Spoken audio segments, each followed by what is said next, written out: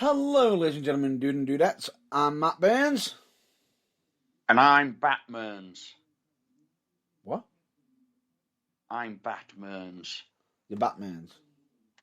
Yes, Batman's.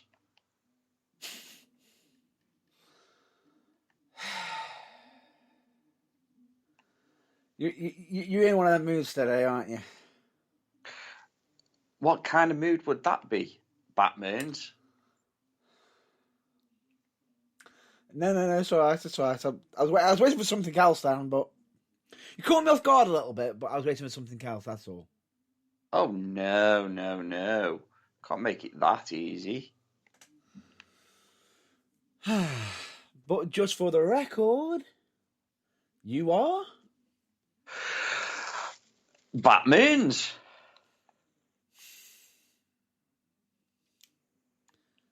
He's James Irvine. Spoil sport. Anyway, and this is The Burning Truth. It certainly is. Oh boy. Let's just say this is going to be a very interesting episode.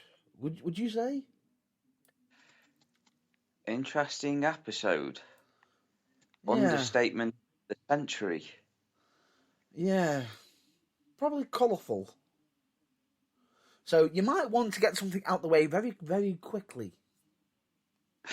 Yes. The following broadcast may contain language, opinions, and topics that may not be suitable for younger listeners or for those that are a bunch of pussies.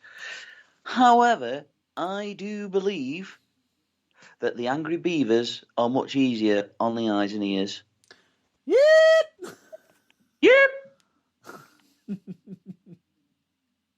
You've been waiting to do that all day.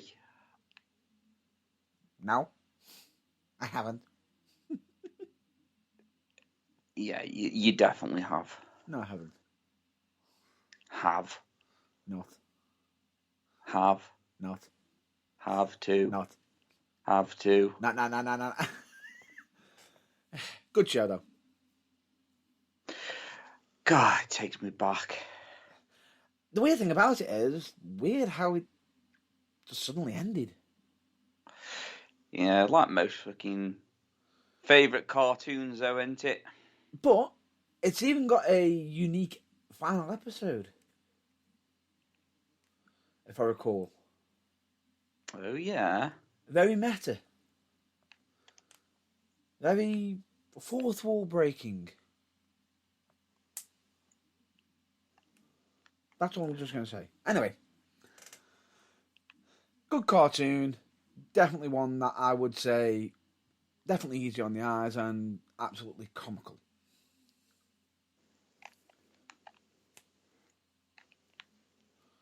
You on good? I would wholeheartedly agree. Right. With that being said, we are, of course, advocates and in full support of Black Lives Matter. And we are also in full support of hashtag speaking out. Yes, we are. Wow. What?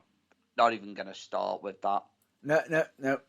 No, not going to start with it. If anything, we need to just crack on with usual schedule broadcasting. That we are. We are, of course, friends and colleagues of the LGBTQ plus community. Yes. And I bet you're sitting there thinking, what the hell's going on? What, you mean you didn't stutter? No, or pause. I bet you've been practicing that one all day as well. That's what it is, isn't it? Not all day. All week. I had a feeling you were going to say that. No, I just want to make sure it's done right. Right. Anyway, before we get on to the, how we normally get on to the big wrestling news and everything, Some of you who are probably British wrestling fans as well probably know that we actually are involved with the UKWA. Well, yes. And that at 5 o'clock today, that there was a post that went out with a date on it.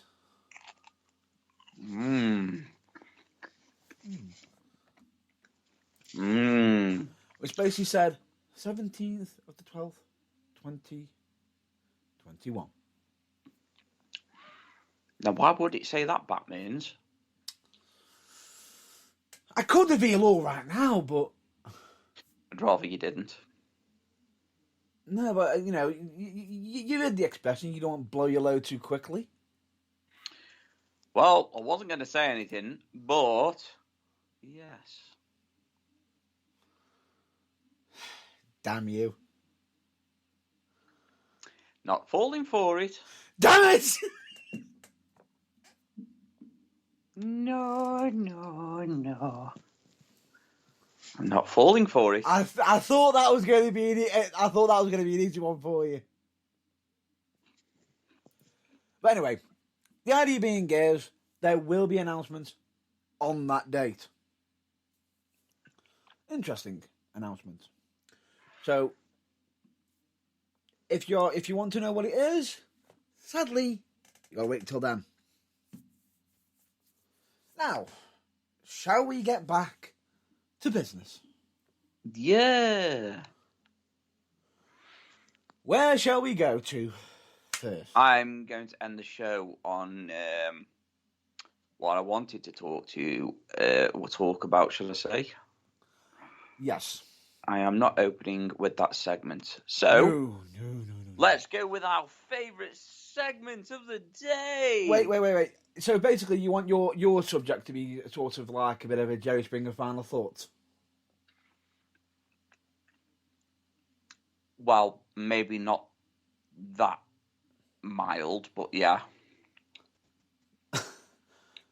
Well, I thought I'd just try and make it sound mild, but it'll be probably a bit more brutal. Oh yeah. Anyway, please continue. So, shall we start with our usual? Go on. Raw. Huh? What? Raw. Raw. So, I'm sorry, I didn't know we were a cooking show now. You meant WWE Monday Night Raw. Who Who gives a fuck? Thank you very much. Or as a certain chef would say, it's bloody fucking raw. No. That steak is so raw, it's still mooing.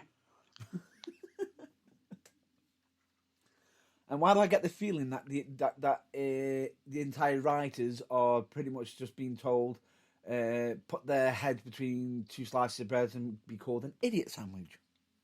Idiot sandwich. Anyway. So Raw. Who gives a fuck? Although SmackDown is in the same boat. Who gives a fuck? SmackDown had a few more funnier moments. I like Randy Orton and Matt Riddle. Yep. Matt Riddle just knows how to make me laugh. I don't know why, I don't know how, but he manages it really well. Did you know he's also handling 2 gimmicks now as well? Yes. Basically, well, actually, possibly even 3 now, because he's got himself, he's got the Randy Bro. Yep. That's what sounds wrong. And he's calling himself the Shaman for MSK on NXT. Even though on NXT he was saying passes what's in that bag and not actually alluding to the fact that he's probably referencing a certain substance. Paraffin. And what was the word you were going to use? Paraphernalia. Pretty much. I'm not gonna lie, yeah, dodgy. Yeah. But it's only his segments though that are making me laugh at the minute. Oh yeah. The rest of it, garbage. Unless it's Brock Lesnar. Oh, what's No, Mr. Potato Head done now? updated himself and got himself a flip phone in 2021. Which looked funny as hell. What? Yeah, He's no longer walking around with the old Nokia 3210? No.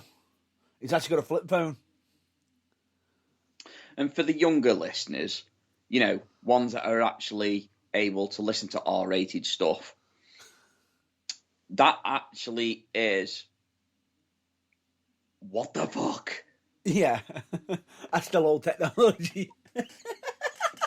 Like, old as fuck. No, but he's playing on the fact that, you know, he's not so up to date with the times, with the phones and everything, which is fucking hilarious. Well, the trouble, I can genuinely see him like that as well. That's the funny thing about it. Is I can actually genuinely, because of where he lives and how he isolates himself from everyone.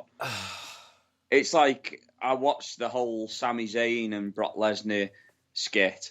Oh, good lord. That was funny as fuck.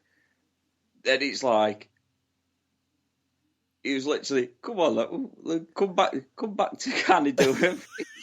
What? Let's go hunting. He looks like a fucking jacked up Chucky doll. That's what made me laugh. But then Cayman then suddenly just spoke a few words, and then what was so scary about it is how quick Lesnar can switch from being that carefree, nice guy into the beast incarnate. It's good. Like I say, you've never really seen Brock Lesnar as a proper face like that before, have you? But it's brilliant at it. You never really seen Brock Lesnar as like that type of guy. And I'm not going to lie, like, it's just, I didn't want to see him come back, but if he can reinvent himself, then that's fine. Oh, I've got no problem with that. None whatsoever. Even when he was speaking with Adam Pearce. Well, I liked it. That's hilarious. He tried to stop him round the back to ask him a question. After the segment. Yeah. And he goes like, somewhat along the lines of, he said to her, like, someone along the lines of, oh, you'll have to speak to my advocate, Paul Heyman. And it's just like, oh, Roman Reigns isn't going to like that. No, but the weird thing about it is, it's either there's going to be a double turn, Heyman's going to either switch, or there could be a double turn. There's going to be something.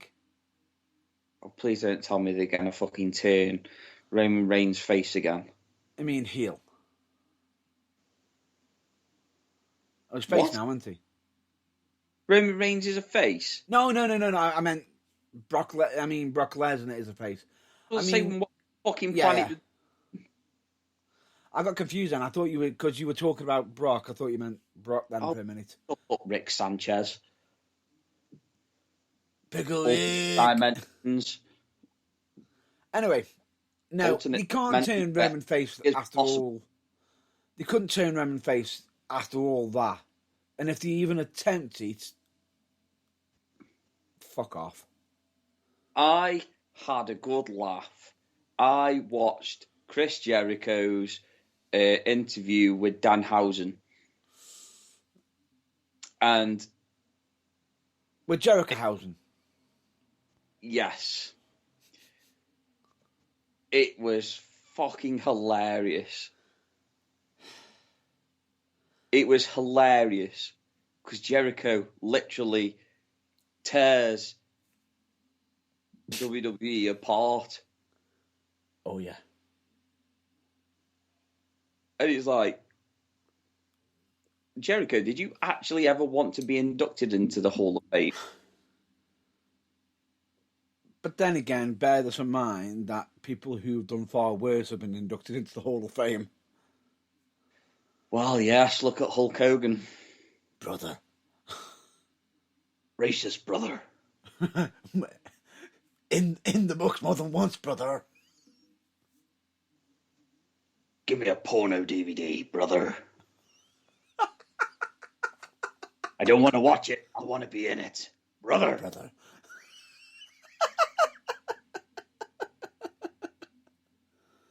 You know something, actually? He could come up with a new fucking film now. Couldn't he? A new porn film called Brokeback Mountain. Brother. Brokeback Brother, or... No. It has to be Brokeback Mountain, brother. No, I reckon it should be something along the lines of Brokeback Hogan or Brokeback Brother. Brother. Be like, but have it like a comedian sketch as well, where it's like Family Guy, where they do the skit of fucking the horse. Oh my tent. Oh God, brother. Oh God, my mind is a very warped place right now. I know. Anyway, where were we? You were on about Chris Jericho, weren't you? Yes, Chris Jericho. We actually have some news to discuss about Jericho shortly. Yeah. Yeah, I mean, it was just a funny. It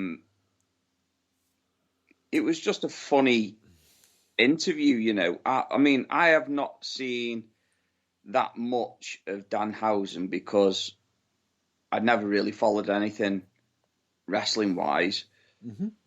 Until work, yeah. You know, I watched some of his old stuff as well, and then I watched like his entrance at Ring of Honor, which, by the way, his entrance music is fucking hilarious. Danhausen.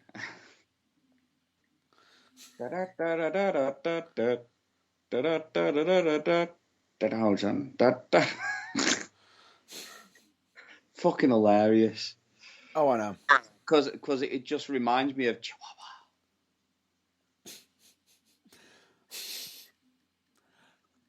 Oh, just no. You just give me an idea.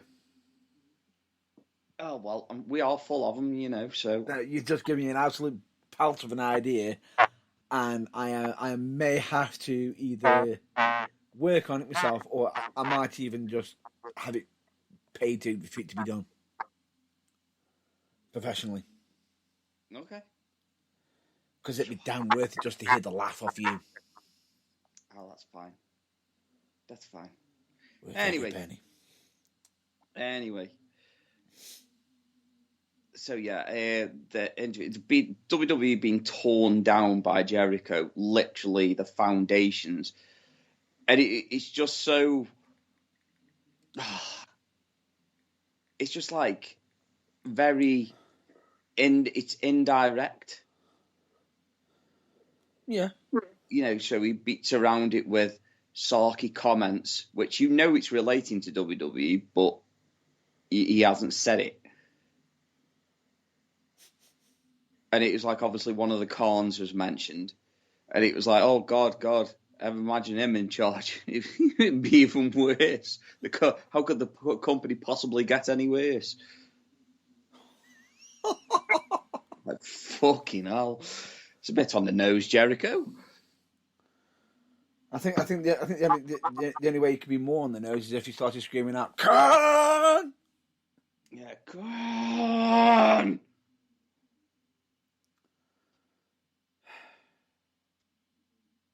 Oh, that's just too funny. Anyway, so yeah, that's pretty much where I'm at with WWE. I've you know,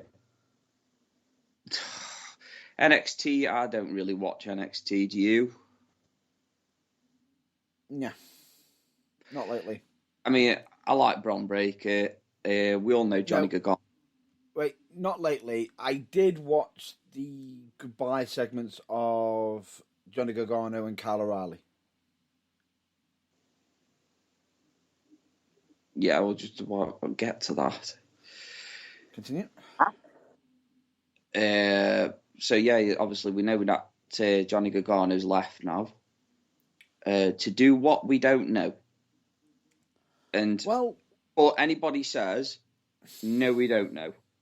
Because I have a sneaky suspicion, a very, very sneaky suspicion, that he's still going back to WWE, but to Raw or SmackDown. fair enough. That's what I feel. I hope I'm wrong, because he needs to go somewhere where he can better himself, have a bit of creative freedom. Yeah, he is also got his merchandise up on Shop Tees already. So if you do want to support him and help out in any way, there's even possible hints of him taking some independent bookings. But as we said, we don't know if he is accepting any as of yet. So put a pin in it. Is what we'll say. Be having a bit of a break, because he's no different than Tommaso Ciampa, really, is he? Mm-hmm. He's been on the go for quite a fair few years now. Well, bear in mind, he isn't currently wrestling for nothing. I know, yeah. Johnny Takeover. Johnny Takeover and many other names.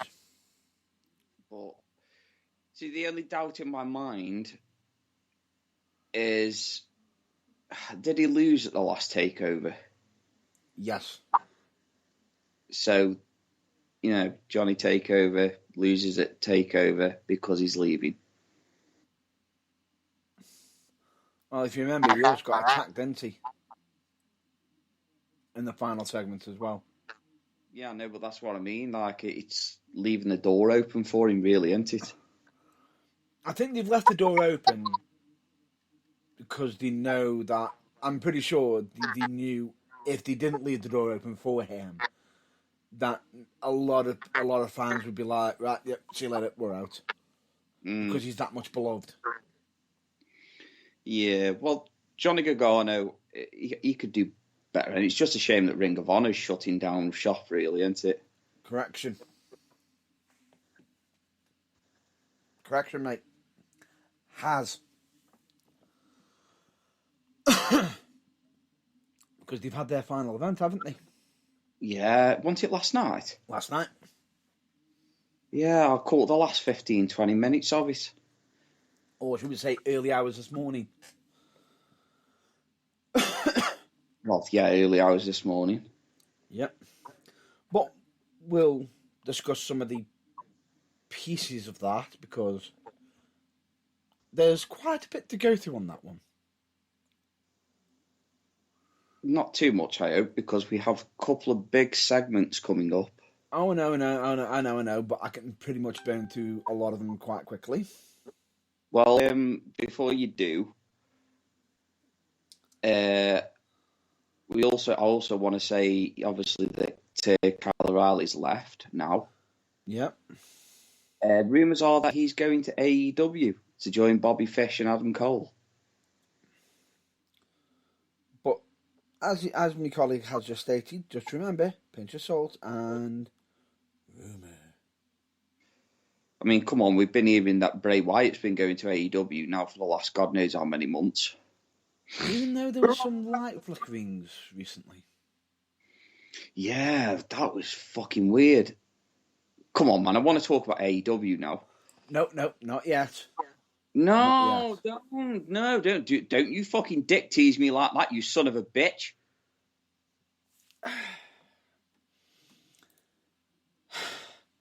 Fuck it. That's what she said. Yay! Damn it, worth every penny.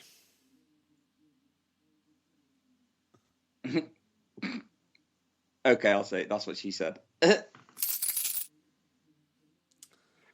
Damn, that dildo was worth every penny. Nope. Just no.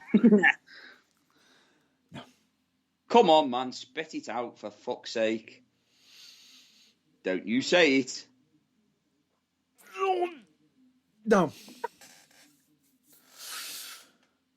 Anyway, let's just get back to the original topic that we were talking about, which was SmackDown, I believe. I enjoyed the segment of where Adam Pearce also told Drew that he can't have his sword when he enters the ring, but tried to blame it on management for Drew to sit there and say, "Oh, I can't have my sword there. Okay, keep hold of it here, straight to his desk." That's quite funny. It was just how he just does it. It just has that look as if to say, "Keep hold of it," but at the same time also giving the eyes of, "If it's missing when I get back, I will find it and I will use it on you." See, what's annoying me at the moment is that Drew McIntyre is just being used just to advertise the WWE in the UK, and it's doing me nothing because he's underutilized. He had a good match against Sheamus, though. Well, they're gonna have good matches. They know each other fucking inside and out. Oh no, brutal, and I mean brutal. You know, and I will say, I think he took a page out of Randy Orton with because they like how we keep saying, you know, where the hell's that Claymore's going to come out of? Mm-hmm. He did one of them. Nice. You know, Sheamus looking like he's on the offensive. Whips into the corner. Bounce out the corner. Claymore! Fucking hell. But yeah, so, like I say, Drew McIntyre is just dead underutilised, and to be fair, mate, he shouldn't be doing what he's doing now. He should be champion. He should be Universal Champion, but instead we are paying for Brock Lesnar versus fucking Roman Reigns again. Which is why I think if they are... A part of me wants it to be that Lesnar loses at day one, and when the Rumble comes around, Drew wins it. Mm. And goes to WrestleMania to fight Roman. I hope Drew McIntyre wins the Royal Rumble, because I can't really see anybody on that card at this moment in time that should win it. Other than, you know, Vince's love of, Brock Lesnar. Brock Lesnar and Bobby Lashley. No, outside of the champions. Oh, right, yeah. Because somehow they might be squeezing in Bobby Lashley into the Raw title now on the day one. Can you remember me saying to you last week that they might try to squeeze somebody in, and I even joked, Bobby Lashley.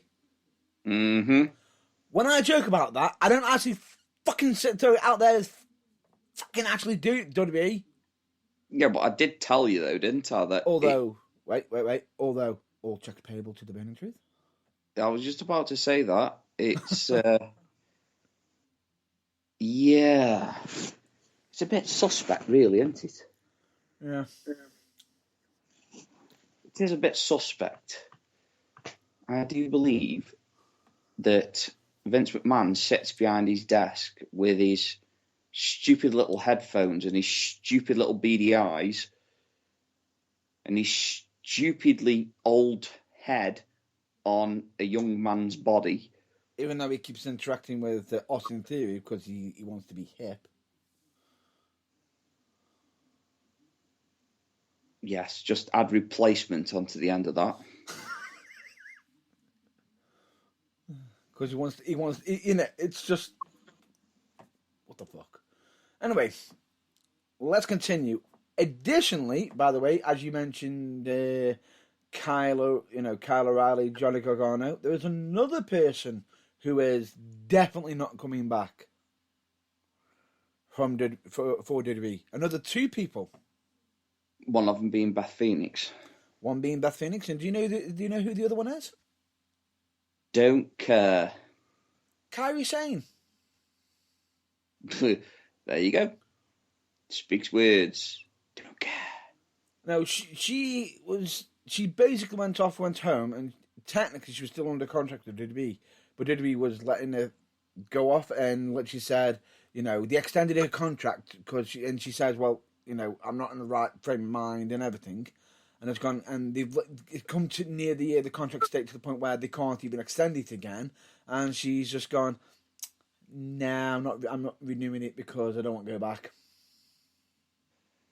I don't want to be used like a fucking rag doll. Well, anyway, let's get on to the last piece of WWE information I want to cover.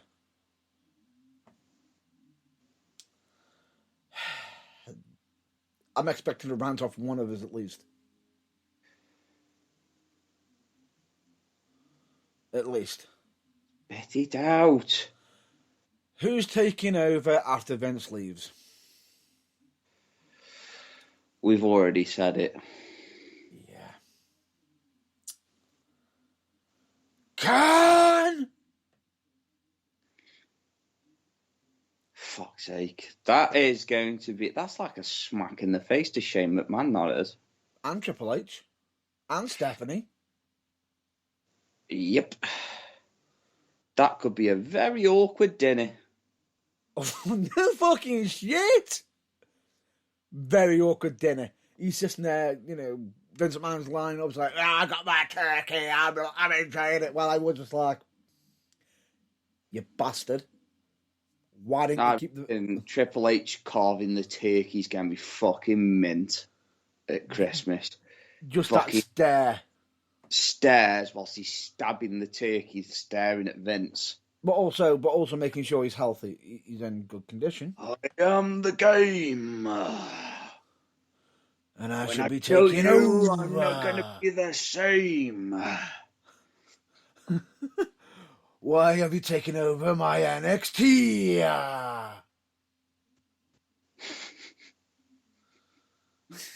Fuck's sake. It's just stupid, man. WWE is going to be fucking dead, mate. It's going to be dead. Bear in mind that there's a lot of people who do not like Nick Khan. A lot of wrestlers don't like him. They're literally putting it out there that he's nothing but a money merchant. Oh, fucking hell. Sounds like some people we know. Merchant. No, the thing is, it's like, you've got him, it's like Vince McMahon's in charge. I'll be honest with you, when Nick Khan put out that statement of that they're not interested in selling, but they're always open to listening to ideas, I think that's his way of saying, Vince McMahon's not going to sell it, but when I take over, I'm going to sell it for every fucking, every penny, every dime, whatever I can get it on, and fuck it off. Guess what? If that's the case, let's pray and hope that it's the other Khan that buys it. Although, could you see Khan try and take on Disney?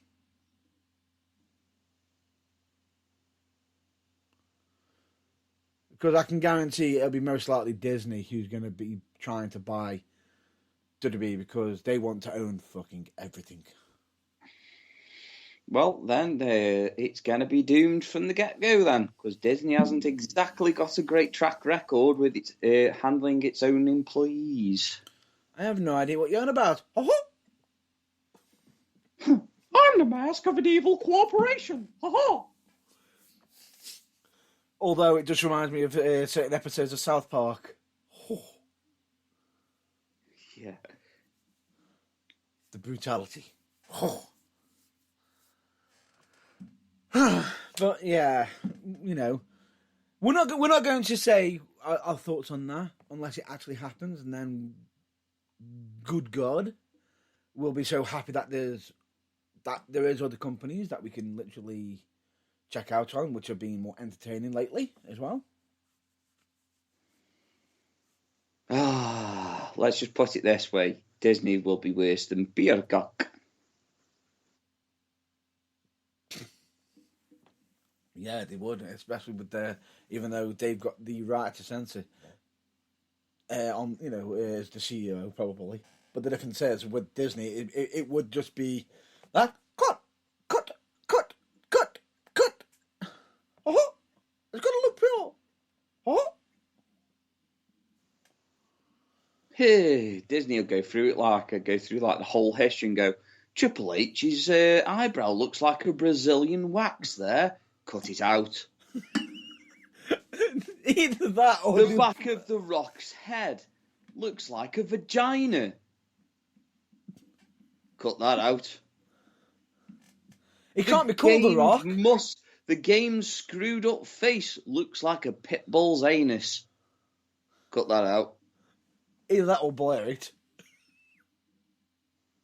And then it's going to be like Stone Cold with a bloody head. And drinking beer. Looks like what? And drinking beer. Oh, yeah, well. Continue. Just like, he looks like a wife beater. Too far. Yeah, there was a hint of realism to that then, wasn't there? Too far. That was so real. Oops! Too real, damn it. Still one of my favourite wrestlers. But anyway, point being is... Oh, my arm, which I had the jab in, started hurting. Oh. Thousand. I know. Let's continue. Anyway, the point being is, it's just...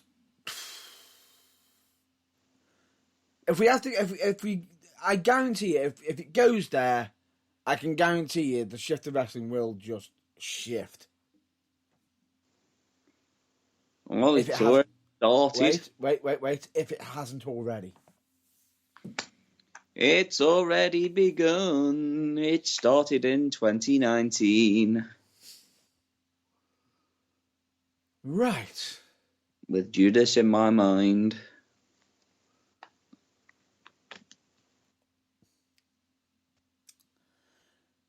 Seeing as you just mentioned Jericho and hinted at him, Shall we segue? Yes, please do, because you bore me with WWE. Because you actually sit there and watch it. I actually don't. I don't actually watch it anymore. This is just painstakingly just from...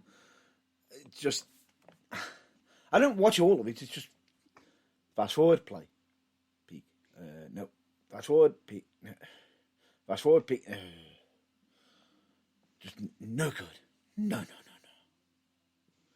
Come on. We even had a debut which had everyone in the audience and the crowd going, why the fuck is everyone just glaring at her in the ring? Because, that's why. Because they put some graphics on for people at home to make it look like she's filled with lightning. Almost like she's Thor Odinson. What on earth are you fucking jabbering on about? On SmackDown, Xia Li debuted. And do you know how they do them entrances with like them special unique ones for the ones where people are watching on TV, they get to see a special graphics, but people who are live there don't get to see. She's going around doing all these martial arts, as part of a grand entrance and make it look like she's filled with lightning. And the people in the ring are looking at her as if they're completely shocked to see her. She looks electrifying.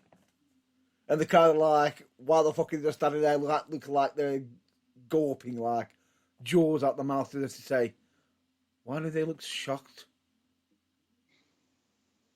Shut the fuck up talking about WWE, you motherfucker. Anyway, back to Chris Jericho. Oh, finally. Who is in the UK and pointing at British wrestling posters. Although there is some companies who are trying to cheaply put their poster over very, very fucking badly. Idiots. Just like Jericho, where Jericho points out, I think you'll find this was the actual post I was pointing at. Also, Jericho, I believe, was actually hospitalised. unfortunately. What did he do? Non-wrestling related. It was something that could have been easily avoided. But potentially some people are actually saying, is it time for Jericho to retire because of injuries and everything? But, from everything at the same time, I don't think it is. As he's still capable. It's just, he might have just slipped up, made a mistake, which can happen. Not being funny, but you could walk out your door and fall off the step tomorrow and break your ankle or something stupid. Obviously, touch wood, it doesn't. Or, the ever so classic, man, that buzz, what buzz? Splat. Final Destination. Yeah. The point being is, it happens. But, however, Jericho Fozzy have been making more show announcements for their tour. So Jericho's most likely going to be pretty much okay in health and everything. And, hopefully be back in wrestling soonish. You probably found a dodgy fish and chip shop. Probably. Poor Jericho, who was shitting out cod bones for about 3 days.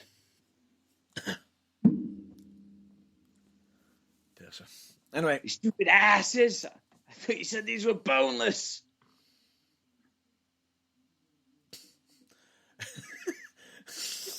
If you went to a certain chip, boneless. I thought you said bones.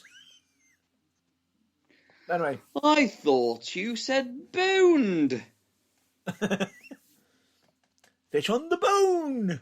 Anyway, that aside, shall we get to AEW? Oh yes, let's get to AEW. Start us off. Guess what? What? I'm up to date. So I haven't got to send for Hook then? No. That's fine. Although, you can tell Ruby Soho, Tay Conti, and Anna Jay, I was really trying to think of the names then. Yeah. That I really did have to skip over that match. Not bad. The 6-woman tag. I think what happened after that match was more entertaining. Yeah. Off screen. Because Ruby Soho put a wrist lock on CM Punk. There's actually fan footage of it, which is comical. I don't know. I just didn't enjoy it. No, it's not. Then again, I'm not a fan of Awesome Kong. Oh, sorry, no, Nyla Rose. Super Beast, Nyla Rose. Super Beast, Nyla Rose. Yeah. I just wasn't invested. Not sold on it? All invested in Riho versus Jamie Hayter. Mm-hmm. I was more invested in that, and that was a bit sloppy in places. Yeah. But it managed to hit that nerve, you know what I mean? Especially with that fucking reverse suplex off the top rope. Oh, boy. Ooh, I thought she landed on her neck funny, I did. It was one of them. Cross the arms, cross the arms, cross the arms. It's like, oh, God, that's got to suck. But no, Riho fucking going into a match with Britt Baker. Yeah. On fire, which means she's going to lose. But, you know. Oh, no, sorry, this is WWE we're talking about. Anything can happen. True. And that is true. It's not as predictable. So, yes. I really enjoyed Riho. Bearing in mind that she's been wrestling since she was 9 years old. Yeah. It's like Was it her that was wrestling Kenny Omega at the age of like 6 years old Not sure. in a New Japan ring? I'm sure it was. Not too sure. Not too sure. Could have been. Cause Could have been another child, but still. Talent. she is dead young, Riho, isn't she? Rio. Yeah. So anyway, I thought that I really enjoyed that. I was a massive fan. I am now sold on the Lucha Brothers. I am really am sold on the Lucha Brothers. The more I watch them, the more entertaining they are, and I love them. I think they're great. Yeah. And you know me, I don't like indie shit. It does my head in. But them two, just brilliant. And I think what sums it up for me of why now I can watch the Young Bucks, not just because they're with Adam Cole, but because that match that they had with the Lucha Brothers inside that cage was like fucking pure gold. Pure gold. I think it should be a contender for like match of the year, if I'm being honest, but that's something we can discuss after New Year. Or in the new year. Or in the New Year. You know what I meant. Of course. As part of TBT Awards. Correcto. So, yeah, I am genuinely looking forward to Winter is Coming. Yeah, and just to point out for you, because you said that Riho is really young. 24. Well, so she's not that young now. She's not like dead young, but she's young for a female wrestler, to be fair. Considering that she's technically a vet. Yeah. But she's so light on her feet, and she's quite entertaining to watch. Bear in mind that she is our first AEW Women's Champion. Yep. And now she could be like the first ever 2-time Women's Champion. Yeah. It'd be interesting to see who wins a TBS title, to be honest. That's what I'm saying with AEW. You don't know which direction they're going to go into. Exactly, because you've got 4 very different wrestlers going into the TBS semi-finals. And no, he did say TBS and not a hose title. No, not the hose title. Hose. Because pimping ain't easy. No, I was thinking boats and hose. Boats. Hose. Anyway, let's continue. So, yeah, I'm looking forward to it. You've got 4 different wrestlers, all very, different styles. You got your first semi-final, which is Awesome Kong, Nyla Rose.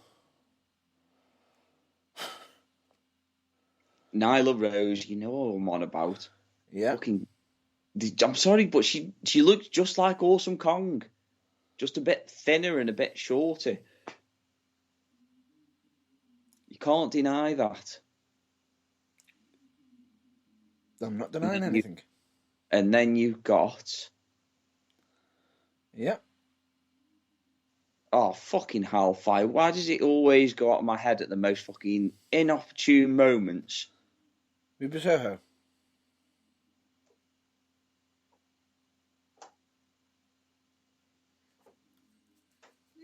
Thunder Rosa. Thank you. Don't know why, but my mind just went completely blank. No, hang on a minute. Who's facing who? What? Is it Nyla Rose? Ah, that was it. Yeah, it's Jade Cargill and Thunder Rosa and Nyla Rose and Ruby Soho. Yeah. That's right, it's just popped into my head. Yeah. Yeah. So you've got 4 totally different styles there. 4 totally different styles. And one person who's undefeated. Every person is undefeated. Yeah, fucking hell. No, one person's undefeated. Only Oh one no, yeah, person's. no, because Thunder Rosa lost to Britt Baker.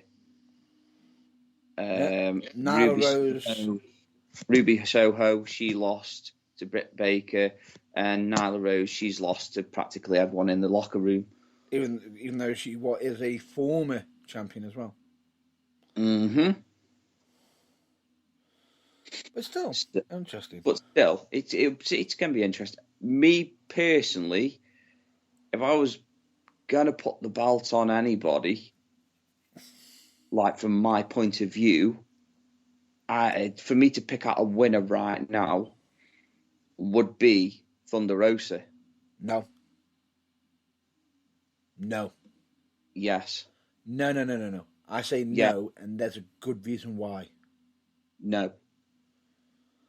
I'm going to say either Jade Cargill or Ruby Soho. No. Because No. I can see Britt Baker costing Thunder Rosa in the final. Do you know how annoying that is? Now you know.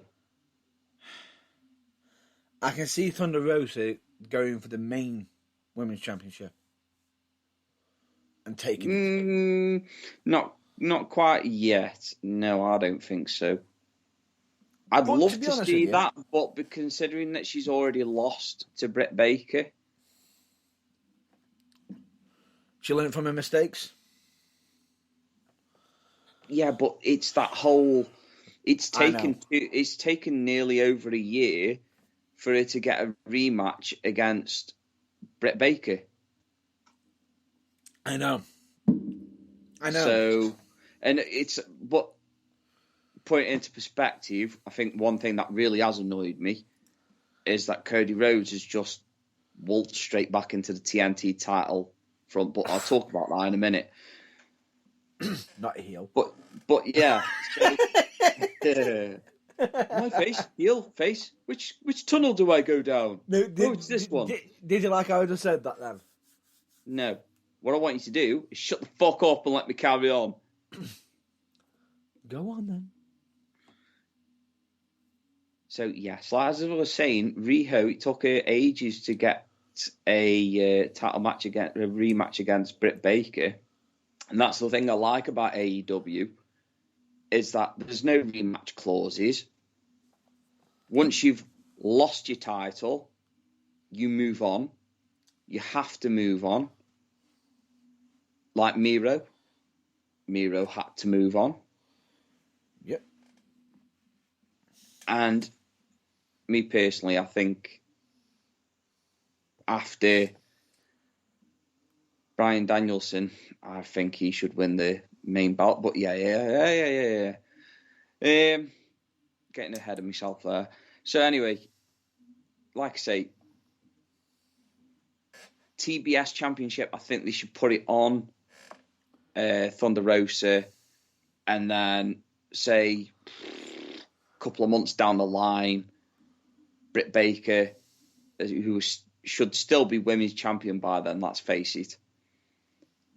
Because she cost her, she cost Thunder Rosa her title, and then Thunder Rosa goes after her title and then wins. That's how I'd like to see it play out, but whether it'll well or not, I don't know.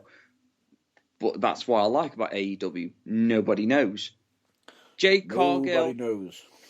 Jade Cargill. I don't know. I don't know how I rate her, to be honest.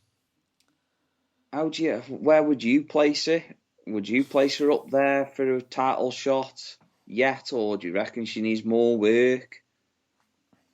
Because for me personally, the way I look at her is that she's a strong woman. She's got a good physique. She reminds me so much of Chyna. Yep. But she's more agile. Yeah. But I don't know. There's just like she needs polishing up some in places. Whereas Thunder Rosa, you've got somebody who's got the fucking pedigree there. Yeah. It's the experience factor you're referring to, I believe, Well, aren't yeah, you? down to experience, but not just that though. If I was to put anybody more deserving as champion, it would be Thunder Rosa. Oh, this is the thing. I'm not saying when I put my suggestion, I wasn't saying who was more deserving. I was just saying where I think they're gonna go. If it was on who's more deserving, then the two faces in the tournament, definitely. It's like Ruby Soho. I had great expectations for her coming into AEW, but she just don't know. It's just because she's on her own and she's not part of the Riot Squad anymore. I don't know. It's like she's missing like that click. And plus, if I'm being honest, I think Ruby Soho works better as a heel. But that's personal opinion. Yeah, That's a personal opinion. personal opinion. Yeah, So, yeah, like I was saying, my choice is Thunder Rosa. Obviously, yours is different because you're going on who you think they would put as champion, not who you want as champion. if it was on who I want to be champion, it's between Thunder Rosa and Ruby Soho. Out of who I think, I'm gonna go either Ruby Soho or Jade Cargill because the woman's undefeated, and I can't see her being defeated on the in the build up towards the final. Well, Jade Cargill made her debut, didn't she, with Shaq? Yeah, And because that was against Cody and yeah, Red Velvet. and Cargill obviously has been undefeated since she made her debut. But it's like I always say, if you haven't lost a match on your respected company since you've been there after about 6 to 12 months, you're due a loss. Yeah, I know she's due a loss, but it can't just be on a regular episode. It's not though, because it's going to be on Winter is Coming. That's what I'm saying. That'll be in the final, which is think about who she's against. Nah. You can lose at any point, mate, because it's like I say, these two semi-finals are huge semi-finals. Yeah. And I genuinely can see Thunder Rosa versus Ruby Soho. Oh. But that's face versus face. You know what I mean? Yeah. Which, to me, that's still a good match. Oh, yeah, it's still a good match. But you think about it, Ruby Soho came into the Women's Battle Royale. Yeah. And won it from Thunder Rosa. So yeah. I think it just make a very good... compelling match. Yeah. Yeah. Face versus face is not... I've got no issues with that. It's when they do the dreaded heel versus heel. I was just about to say, I really don't want to see Nyla Rose versus Jade Cargill. I don't want to see it. I reckon it would be fucking awful. No. I really do. Because I don't rate Nyla Rose anyway. I don't rate her anyway, and she does me fucking head in. Because it's like, are you trying to be Awesome Kong or what? You are not Awesome Kong. No, because Kong was awesome. You are not. She was also Karma, if I'm not mistaken. Yes, I know. The whole WWE gimmick. We don't need reminding. Thank you very much. Thank you very much. Anyway, but yes, I don't want to see that match. Really don't. I'd rather see Soho and Thunder Rosa in the final. But I've got a feeling now. If I was going on your line of thinking, I'm gonna be saying like it's gonna be Ruby Soho and Jade Cargill in the final. but I don't want it to be there. No, I really don't. Because I really don't. But I also know that you see the Tony logic Khan. there.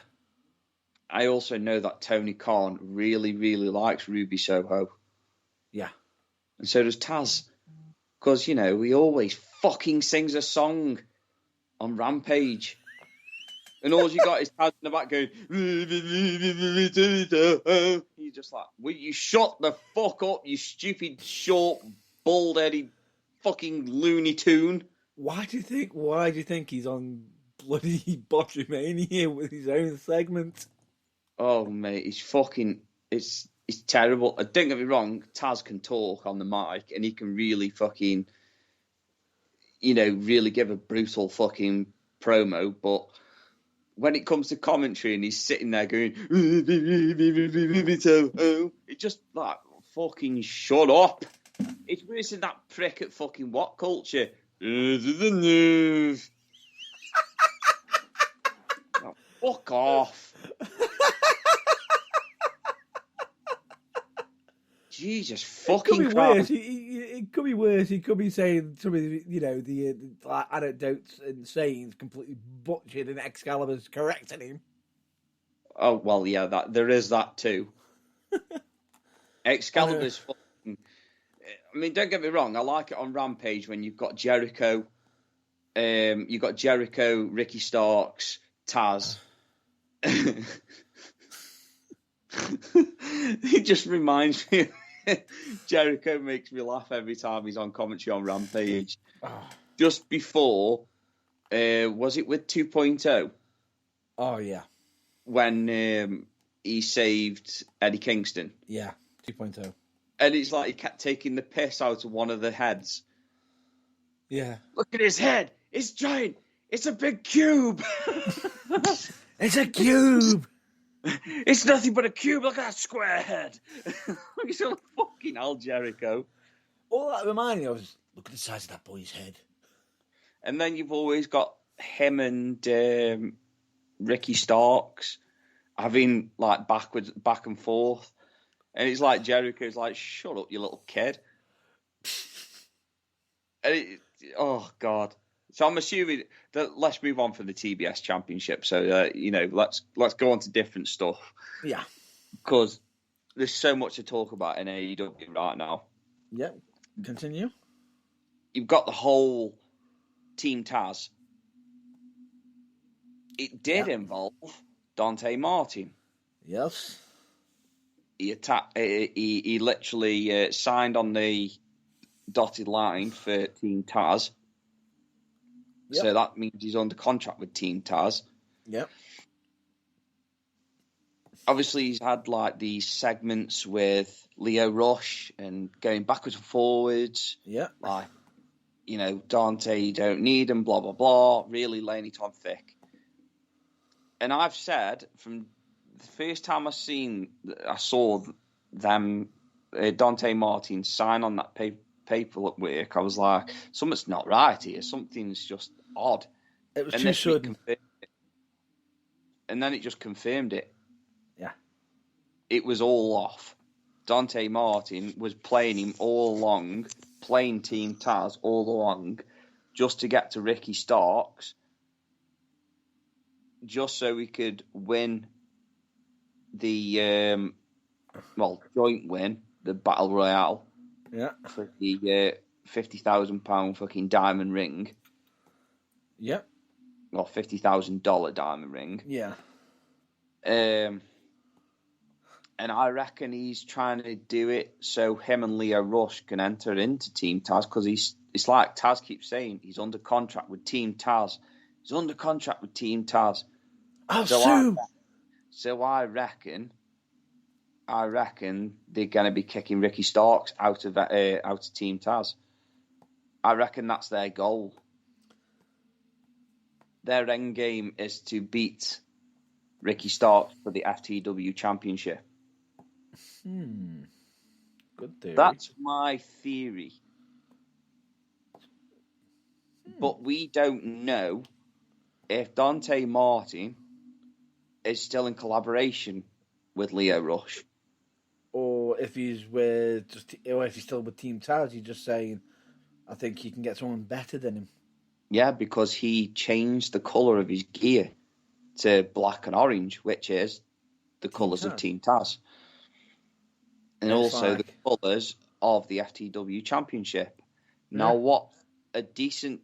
now, we all know that it's not an official AEW title, but what a title to win if he manages to get it off Ricky Starks. Oh, yeah. Because, I mean, Ricky Starks has got to be getting bored there, going like, oh, I'm just FTW champion. I haven't really...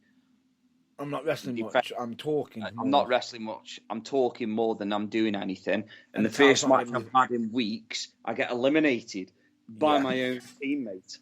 Yeah. So that, I reckon Ricky Starks will be like going after the TNT title. I do.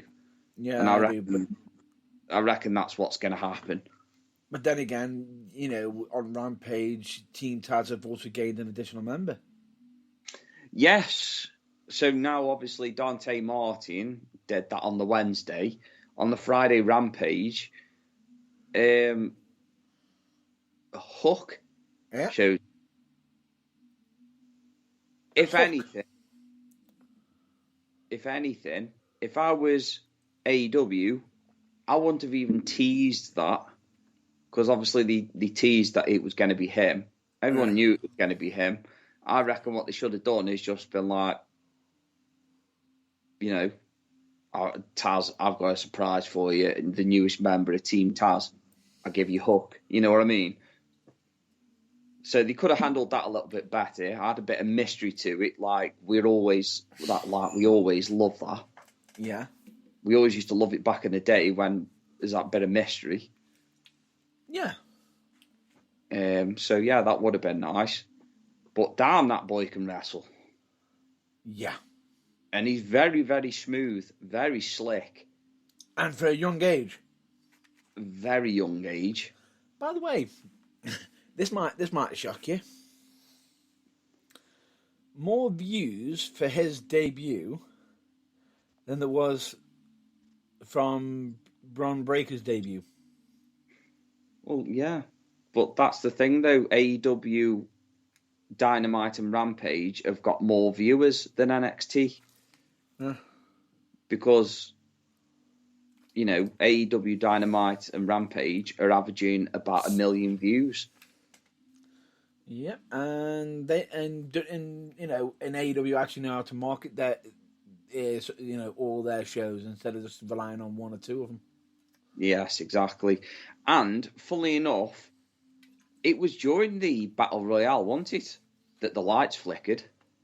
Yes.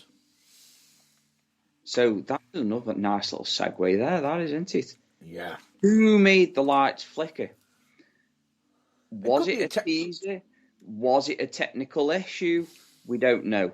But I found it very odd that it was red. Red and blue.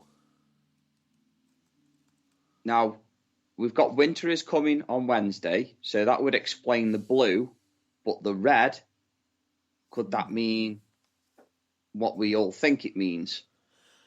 And bear in mind, last year at Winter is Coming, Sting arrived.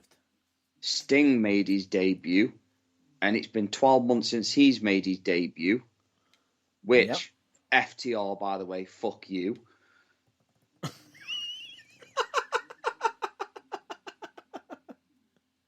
You two again got absolutely body bashed by fucking Sting and Actually, they might get more twatted than you think.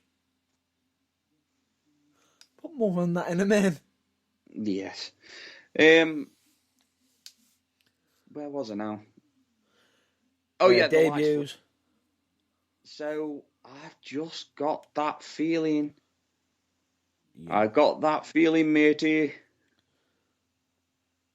I got that feeling, matey. Be careful. That feeling, matey. You might get sued by a company. Boxer mateys. Now, be careful. You might get sued by a wrestling company. But we'll get on. We'll mention that in a minute. Or has it gone over your head? I think that was gone over my head. So high? Well, it had gone so high, it went over my head. So high, matey? I know, I was fucking... Oh, God's I know. sake. So, if anybody wanted to know, Matt Burns is now actually part of GCW. Not actually. Not officially. He is. I'm not. He is. Matt Burns is officially part of GCW, because his saying is now... It's not my saying. GCW. Yes, it is. Not being funny, matey.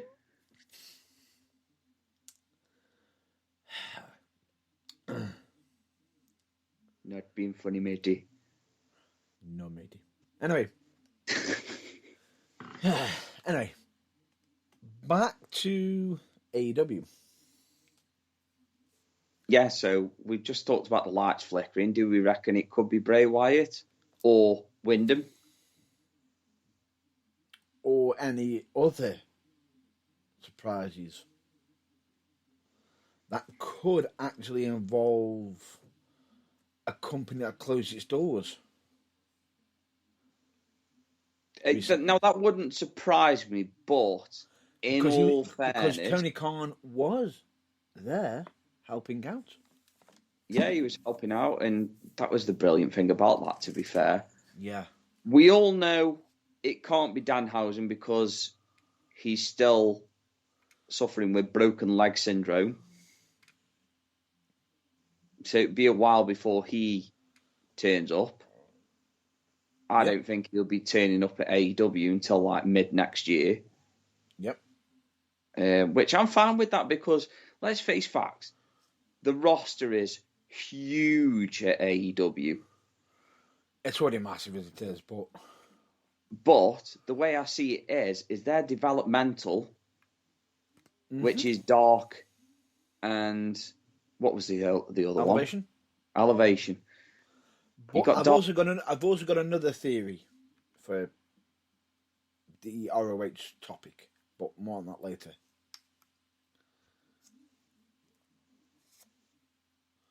Awesome. Please continue. So, I reckon... Did you ever have... I don't know why, but this theory's just popped into my head. Obviously, you've got Elevation, Dark, Rampage, Dynamite. The bottom three are an hour long. Yeah. Dynamite's 2 hours. Yeah. I reckon they'll turn Rampage into a 2-hour show eventually. Yeah. But obviously at an hour now, it still manages to be more entertaining than 3 hours of Raw. Yeah. Even 2 hours of SmackDown. Yeah. Although I will say I'm not a fan of not watching entrances during a big tag team match. FYI, AEW Rampage.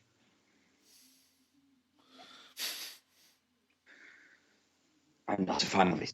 I want to see entrances. So please, make it 2 hours.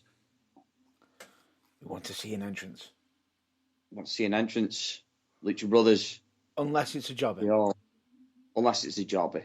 No, you know something? No, fuck that. I still want to see a jobber come out. Yeah, because it's a bit of time on him, isn't it? Because he's finally made it to the AEW show, and it's like... I mean, it's like Jade Cargill. She faced that woman just a match out of nowhere, just because it so happened to be Thunder Rosa's student. Yep. Loses within like... Seconds. 15, 20 seconds. It's a good job there's not a title on the line. Or a bumble. Especially as I come out at the end and win. Yes. Anyway, I could beat a legend in 15 seconds. Even though he's tired out. And he's in his 60s. Anyway, It'll go any better, has he? personal joke. So, yeah, it just so happened that Jay Cargill beats a jobber. You know, I just think it should be televised, the entrances I and wouldn't stuff even like say that. jobber. I don't like that. I don't like that terminology. You might not like it, but that's what they are. They're there to do a job. Development enhancement. Oh, what? Getting squashed in like fucking 10 seconds? I don't think so. It sounds better than jobber. She was a fucking jobber. She jobbed out to Jade Cargill. She had no choice, otherwise she wouldn't have got anywhere. Just so happened that she was Thunder Rosa's student. Just so Thunder Rosa could have her moment to go and attack Cargill at the end. Yes. That's it. Because she went too far. As per usual. Hashtag Bryan Danielson. Are we going to go there straight away now? No. I was about to say, you know, are we going to go there? We've got a couple of stories. Yeah. Because I think we should talk about that last week being the main event picture. Okay. Obviously, since Punk beat Eddie Kingston, yeah, he's now turned his attention to MJF. And we've been treated by mega promos, and we've been treated with slanderous comments and so many back and forths, and Wardlow, and actually watching MJF being cheered in Long Island, New York, Long Island. Yes. Same difference. I know. So when I say Long Island, he's from Long Island, Matt Burns. Isn't he? Yes. Yes, Matt Burns. Yes. Long Island. An island that is long. And he's better than you, and you know it. Exactly. You know, he had that little promo, that little entrance video. That was just... Start of Rampage? No. It wasn't at the start of Rampage. It was later on. Because the start of the episode was Punk. I was just about to say that. Oh. I was just about to say that Punk came out to MJF's music. Oh, no. I thought you were just talking about that grand entrance. That's all. Oh, for fuck's sake, Burns. You stole my thunder again. You and your fucking no-no cat. No. Shut up. Shut up. Continue. So, without being interrupted this time, Punk came out to MJF's entrance music. Yes. Was you sure you don't want to correct me? I'm not correcting you. Because you're right. Fuck for that. So yes, Punk comes out to MJF's music to booze because they're in Long Island. Yes. And Punk manages to cut an excellent tweener promo. Oh, yeah. Which was brilliant. Punk at his best is when he's on the mic. Not to mention that he can wrestle, and he's a good wrestler. Maybe not as great as he used to be, but he still does the job. But on the mic, he's got venom. And he literally attacks the crowd in Long Island for being thick and morons and idiotic and stupid because they see MJF as their guy. Especially when you've got somebody like John Silver that is also from Long Island. So he was basically saying that the crowd has got no morals, etc., etc., attacking them for having crap sports teams, attacking the Long Island and MJF for being a coward.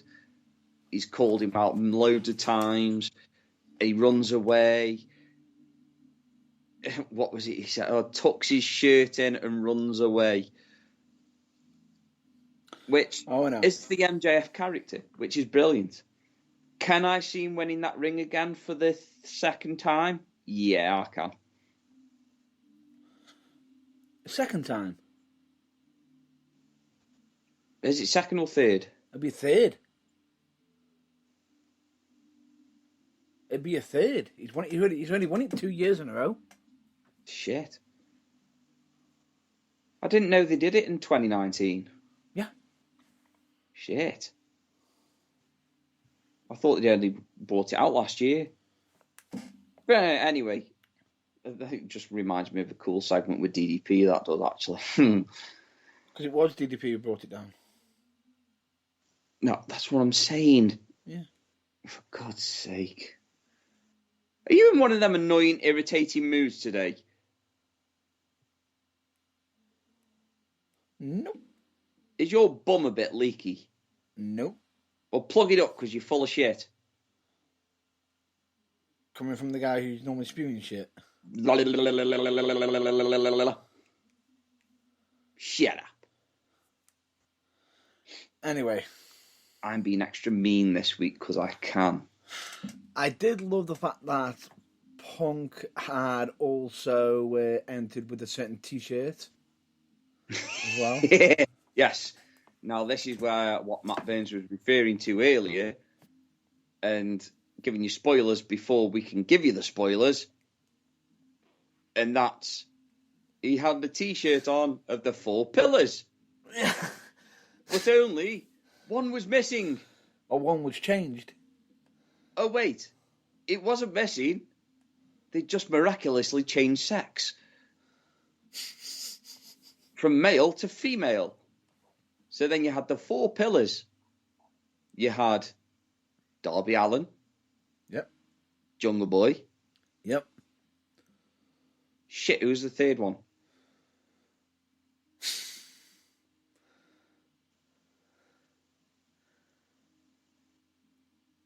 You don't know who the 4 pillars are? Well, I've got 2. I've got 3 out of 4, so come on. No, you can struggle. Oh, my brain's hurting.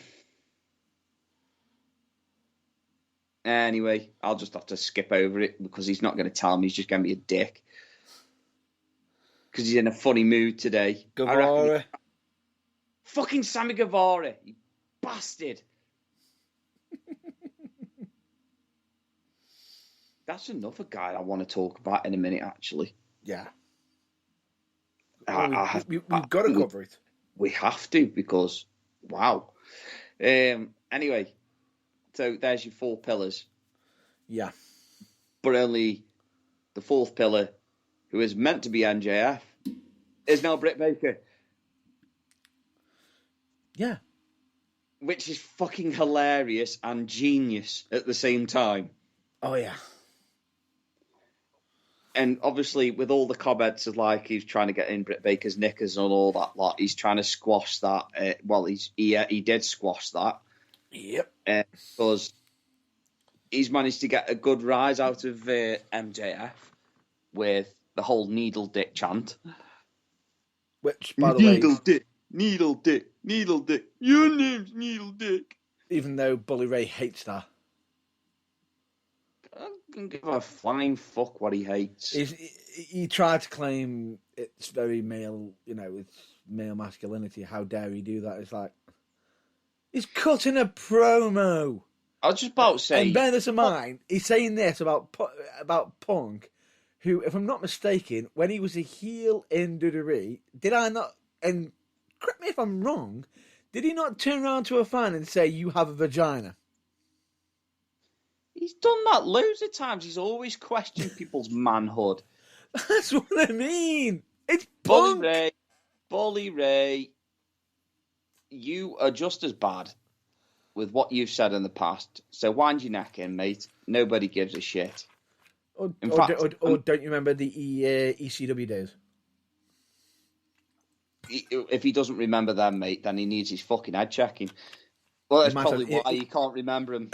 He's probably got too many concussions. Also, I don't mind, but it would make a lot more sense and a lot less hypocritical coming from a man who decided to powerbomb an old lady through a table. Off a stage. Off a stage. Bearing in mind, this old lady was in her 70s. And the scary thing about it is, what makes it more scary is the fact that she was okay with it. Yeah, but still.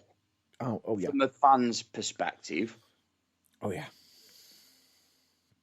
Or are we not keeping it kayfabe anymore, Matt Burns? That's what I thought.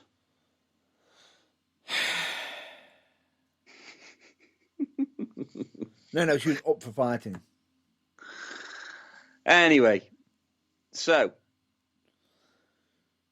Mae Young goes to a table and Bully Ray's like, oh, yeah, or Bubba Ray, should I say, is like, yeah, that's totally fine, but you're not allowed to call somebody who's being an absolute prick a needle dick. Really?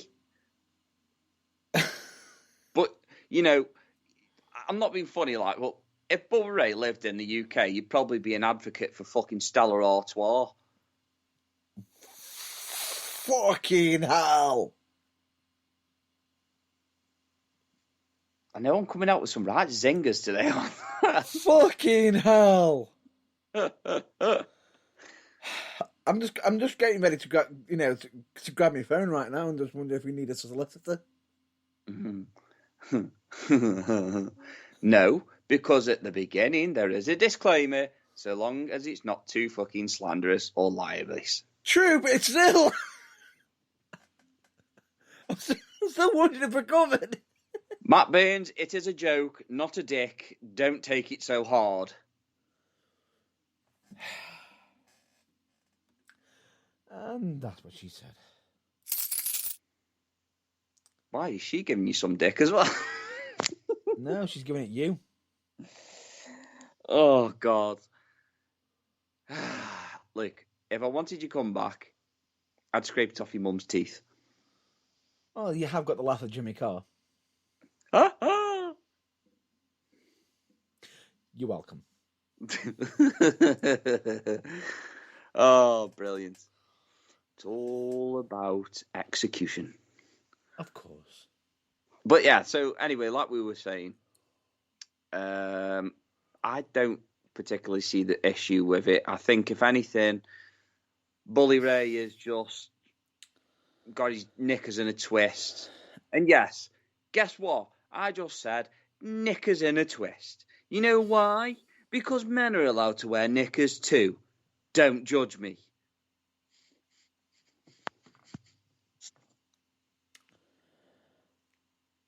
Okay.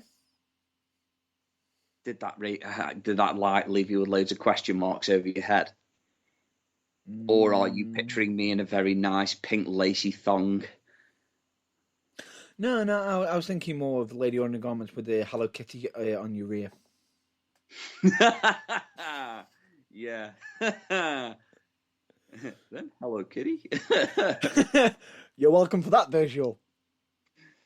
Oh dear. Anyway, like I say, I just think he's getting his knickers in a twist because he's no longer relevant. Just like Jim Cornette, just like the other idiots that run WCW. I'm not saying the names because I feel like fucking I could strangle them if I saw them. And just like a couple of other people. And I'm even going to have to say this, even though he is a legend, Ric Flair. Even he started out a podcast just to try and stay relevant. No, but he's had a podcast for a while. It's been a while though, really, has it?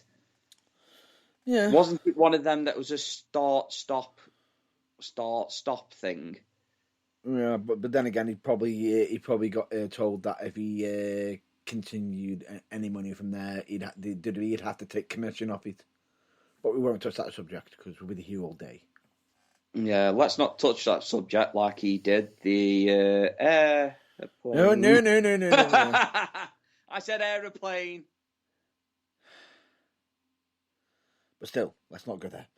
He touched the aeroplane with such grace, but mid-flight he decided that he felt like a helicopter.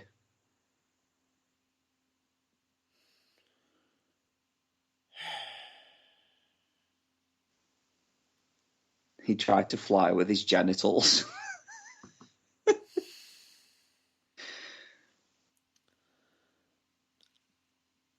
No comment.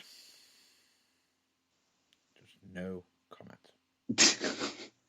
I shouldn't joke about that, really, because it's really annoying and it's naughty. Yes. Anyway, moving on. All about relevance. Bully Ray is no longer relevant. Probably couldn't get on AEW if he fucking tried right now. In fact, he probably couldn't even wrestle if he tried right now. Ring rust? Because he's admitted several times that his body is fucked. Yes. Not just him as well, but his brother from another mother. Or not so much of a brother anymore. Devon. Yeah. If he ever wanted comebacks for fucking tag team, he'd sooner rather ring Spike Dudley than fucking Devon. But I doubt Spike would actually jump onto it because he's already made it clear he's had enough. Oh, he had enough a long time ago, especially when he fucking missed the tables. Even though he has gone on record to say everyone ripped him in the back, saying, "You've heard Spike Dudley," and he just says, "I was fine. I was just selling." No, man, there was no way. Fuck, that was he selling. Genuinely, he actually says it on an interview. You see his fucking brain leave his nostrils. That's what I mean. It's like, I never felt a thing. Yeah, Your brain's all hanging out. That's probably why. He hit the tables on the way down with his head, which then coincidentally his head hits the mats, which has literally got concrete underneath. No, but that's my point. I'm actually agreeing with you. He probably hit his head so hard, his brain's that rattled. Is it one of them when you're that pissed up that you're just like, oh, I'm fine. I can't fucking feel anything.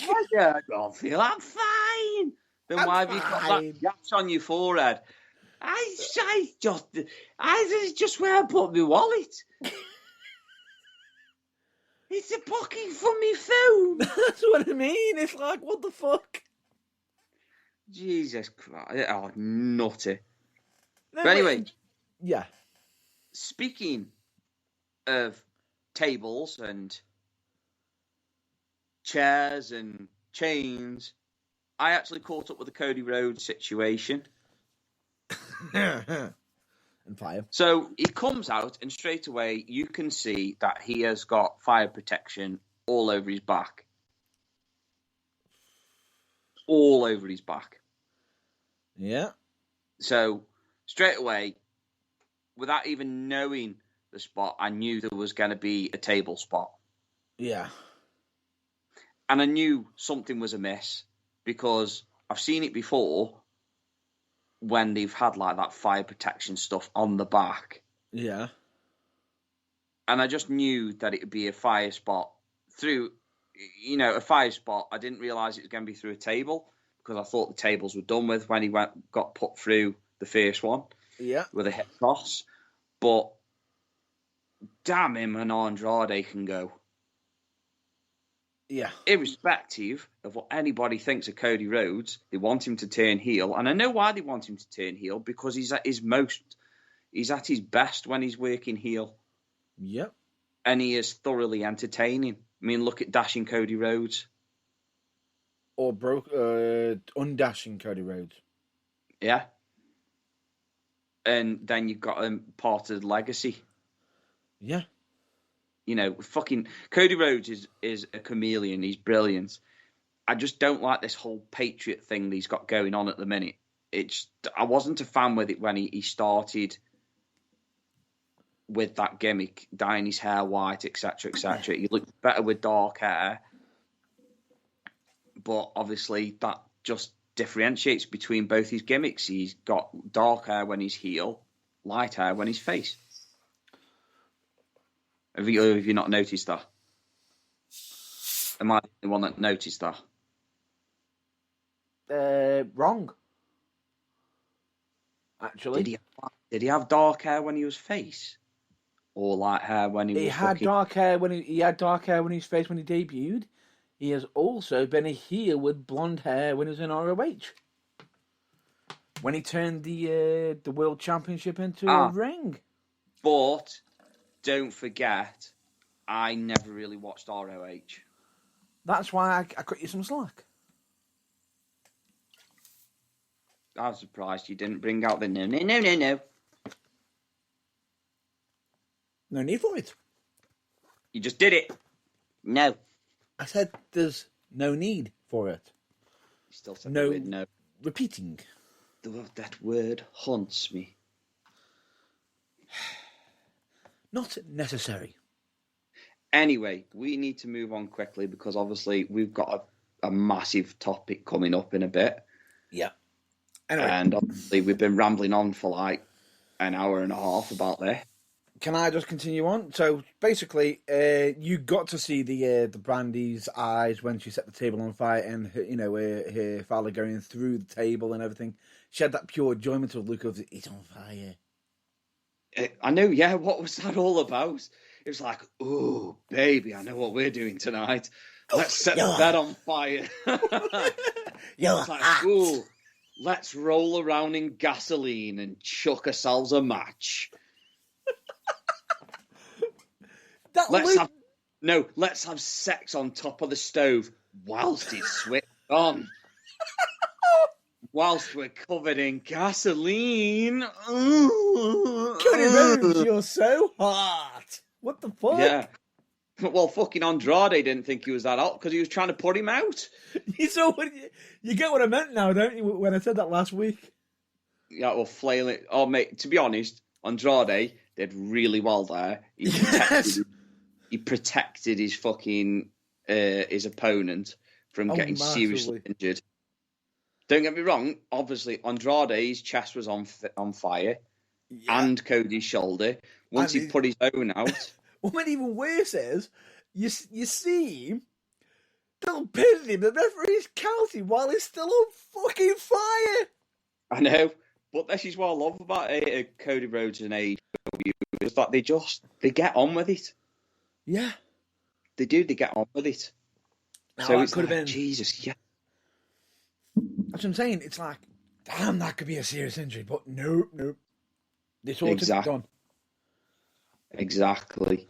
So, but like I say, he's now finished. It's obvious that they've finished that feud with Andrade and Malachi Black. Or have they? Because obviously the Death Triangle is having their fucking feud now with Malachi Black. So I'm assuming Andrade will go and face them with Malachi Black. Because that's... Yep. I think he's used the Black Mist on 2 people and Pac the first one. You mean the Green Mist? Well, yeah, it's the Black Mist, really, but it looks green. Yeah. Because Tajiri's is the Green Mist. Yeah, true. Just make sure it's diluted enough, otherwise it stains. Yeah. Yeah, you just got that reference now. Yeah, I'd say, yeah, that stains. Going into work looking like the fucking Hulk the next day. Anyway. Shut up, you bastard. You're making me laugh. I'm sorry, you set it up. Anyway. Malachi Black. He's got this feud going on now. Not with Varsity, not just with Pac and the Death Triangle, but also the Varsity Blondes now. Brian Pillman Jr., which is good because they tagged up against him and blah, blah, blah. But Malachi Black, again, he's Black Mist in Pac's other eye now. So now potentially he's going to be doing a gimmick walking down to the ring with a fucking blind man stick. Because he's already got an eye patch on the other eye. Yeah. But expect an intense match of Malachi Black versus Pac because damn, that's going to be good. Yeah. it just opens up so many doors now. And this is what I love about AEW. It's just that so many dream matches are coming true at the moment that we didn't even know that we wanted. Exactly. And that's what I love about it. But anyway, so yeah, like I say, Cody Rhodes has chucked himself into the main event spot now. Well, a title spot, not a main event, sorry. He's chucked himself into the TNT Championship picture. And said that Tony Khan booked it. And they said that Tony Khan booked it. It's official because it's an open challenge. Scorpio Sky and his mucker were very happy about that. Men of the Year. But Men of the Year, they suck anyway, so who cares? But we're expecting their manager to come back from American Top Team. Who has been a good promo guy. Oh, yes. Very good. Very good on the microphone. But now Cody Rhodes has chucked himself in, and just as he goes for exit down the wrong tunnel, he turns around and goes back down the face tunnel. So basically, he's been the John Cena of AEW. But he's doing it in a smart way. Yeah, exactly. Whereas John Cena's just fucking hated no matter what. He was just in denial.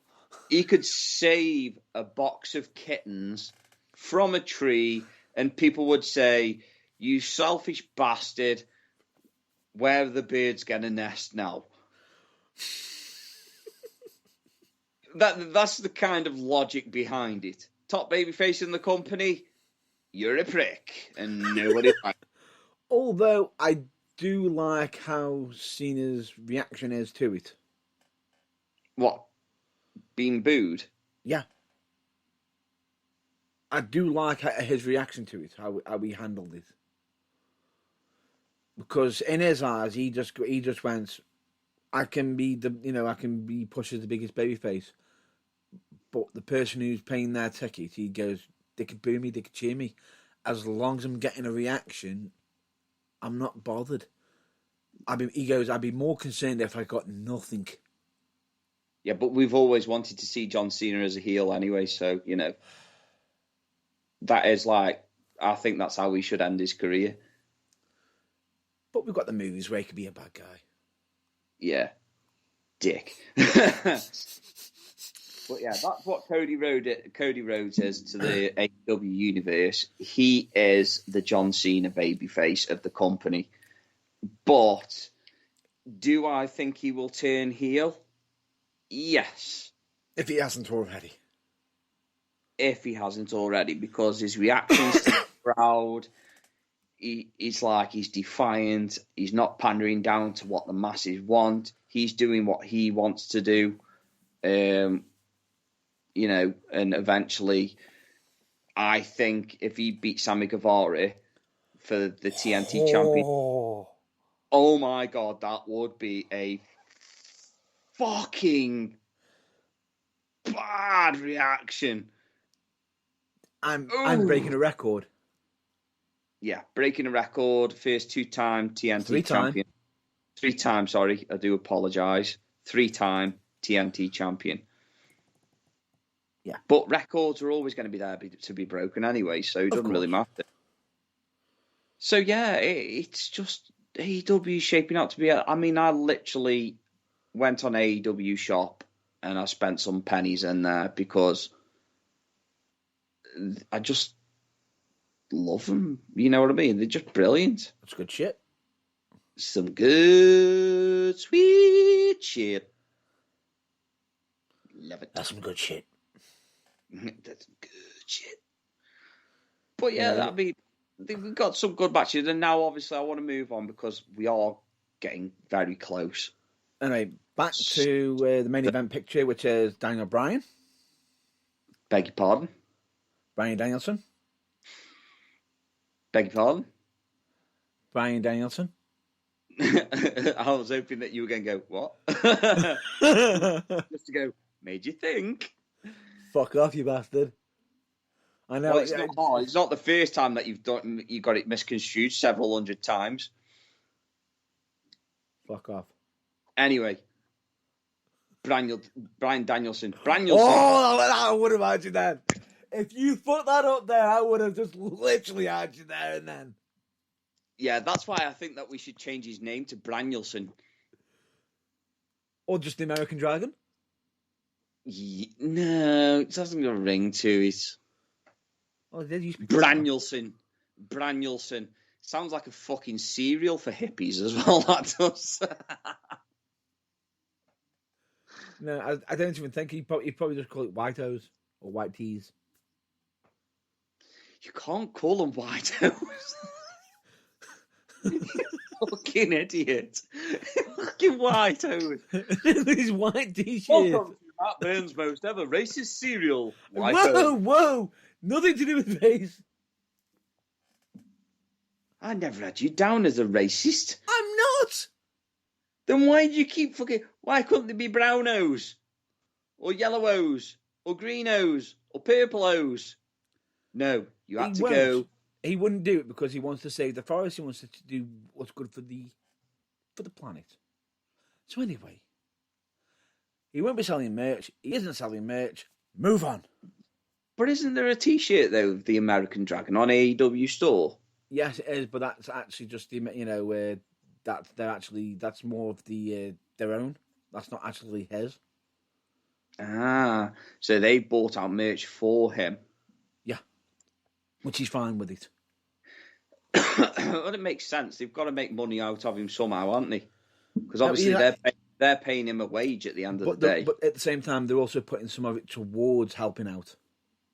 I suppose so. Anyway, so the main event picture is Hangman Adam Page versus Brian Danielson or Branielson in the main event picture for the AEW World Championship on Wednesday. Winter is coming. It's a special Dynamite episode. The another thing I like about AEW is that they're using Dynamite, their 2-hour show, to do like a mini pay-per-view instead of having like a fucking pay-per-view on every month. Yeah. Which works. It's better. It's regular scheduled programming. So you basically get TV, but with pay-per-view matches. Yeah, pay-per-view quality matches. And where titles can and will change hands, unlike Raw and SmackDown. But, unless your name is Batista, John Cena, or is in love with Vince McMahon. Yeah, with his love eggs. Yeah. But yeah, so there we go. With Brian versus Hangman Adam Page. It's going to be a belter, but you seem to think that the title's going to change hands. The Grinch is stealing the AEW title. Yeah, brilliant that was. When I saw that, I burst out laughing. Yeah. But I don't know. Logic is telling me no, because Hangman Adam Page hasn't had the title for long enough. But then it's dull. His title reign so far is basically Dark Order getting the head kicked in. Yeah, is Dark Order getting the head kicked in, him running to the ring. He's not really wrestled since he won the title. Yeah. So it's like he's not an active champion. He's not defending his championship. So you're going to tell me the first time he defends it, he's going to lose it. Are they doing a double turn? How do you mean? Page turn heel and Branielson turn face. I don't know. Would that even make sense, though? Because he's not defending his title, is he? He's not even fighting. He's not even doing matches. Yeah, I suppose so. Because your champion... In a way, if you think about it, what Branielson has been saying is fucking true. It is true. Everything he says is true. Everything he says is true. And, as much as I want the title to change hands, I just don't think Page has had it long enough Yeah. Or could it be he's going to take the title off and they're still going to feud? That's what I mean. Because, but the thing is, though, AEW standard is, if you lose the title, You lose your rankings. you lose your rankings. You just have to start from scratch again. Unless you're Cody Rhodes. Unless you're Cody Rhodes. Well, to be fair, actually, no, because Or when doing open he did challenges. his match against Jericho for the AEW Championship, when Jericho was champion, he actually lost that match, and the stipulation was if he lost that match, he would never contend for the AEW World Champion again. Which is fair enough. Which is fair enough, and he hasn't done. He won the TNT Championship. Brody Lee won it. Then he won it back. Which I only saw as a filler, if I'm being honest, which is a bit disrespectful, but I don't mean it to be. It's just a shame. But he won it back, and then he lost it again to somebody who was worthy in Darby Allin. Yeah. But then Darby Allin lost it to Miro, and then Miro lost it to Sammy Guevara. Which, by the way, I will say, when Miro took it off Darby Allin, it was wow. And when Sammy Guevara took it off Miro, it was like, damn. Yeah. But anyway, we are drifting. So, I don't know. I don't know what would possibly make sense. Because, like I say, you lose your ranking if you lose your AEW World Championship. Where Kenny Omega, when he comes back, he's left obviously to thingy with injuries. But you know, when he comes back, he's technically going to have to start from scratch. In a way, yeah, but I think he's going to start through his own group. Yeah, I think the elites are going to be done now. I do. I think they're still going to be together, but I think they're going to break off. I think they're going to do like an undisputed era, if I'm being honest. Yeah. But obviously they can't use that name, so, you know. Scripted. Yeah. Script this one. All checks payable to the burning truth. Yes. Anyway.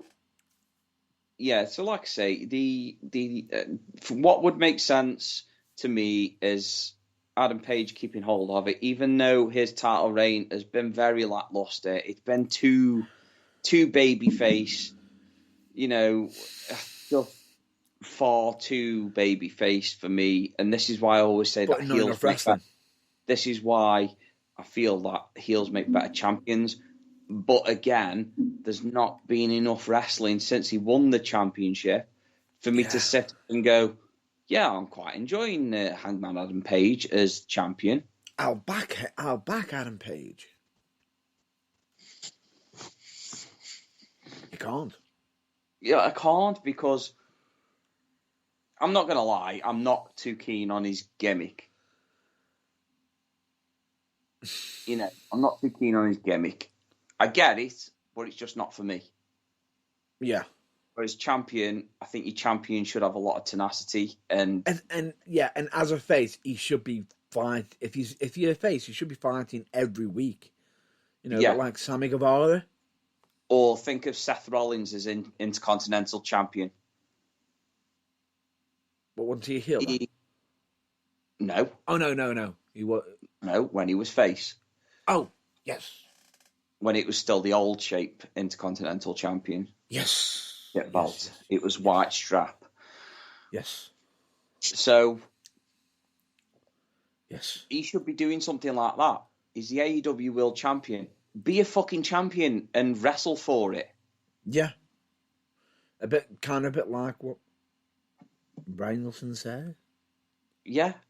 But the thing is, it's like Bryan Danielson, he's wrestled near enough on every episode. There's only been one or two where he hasn't.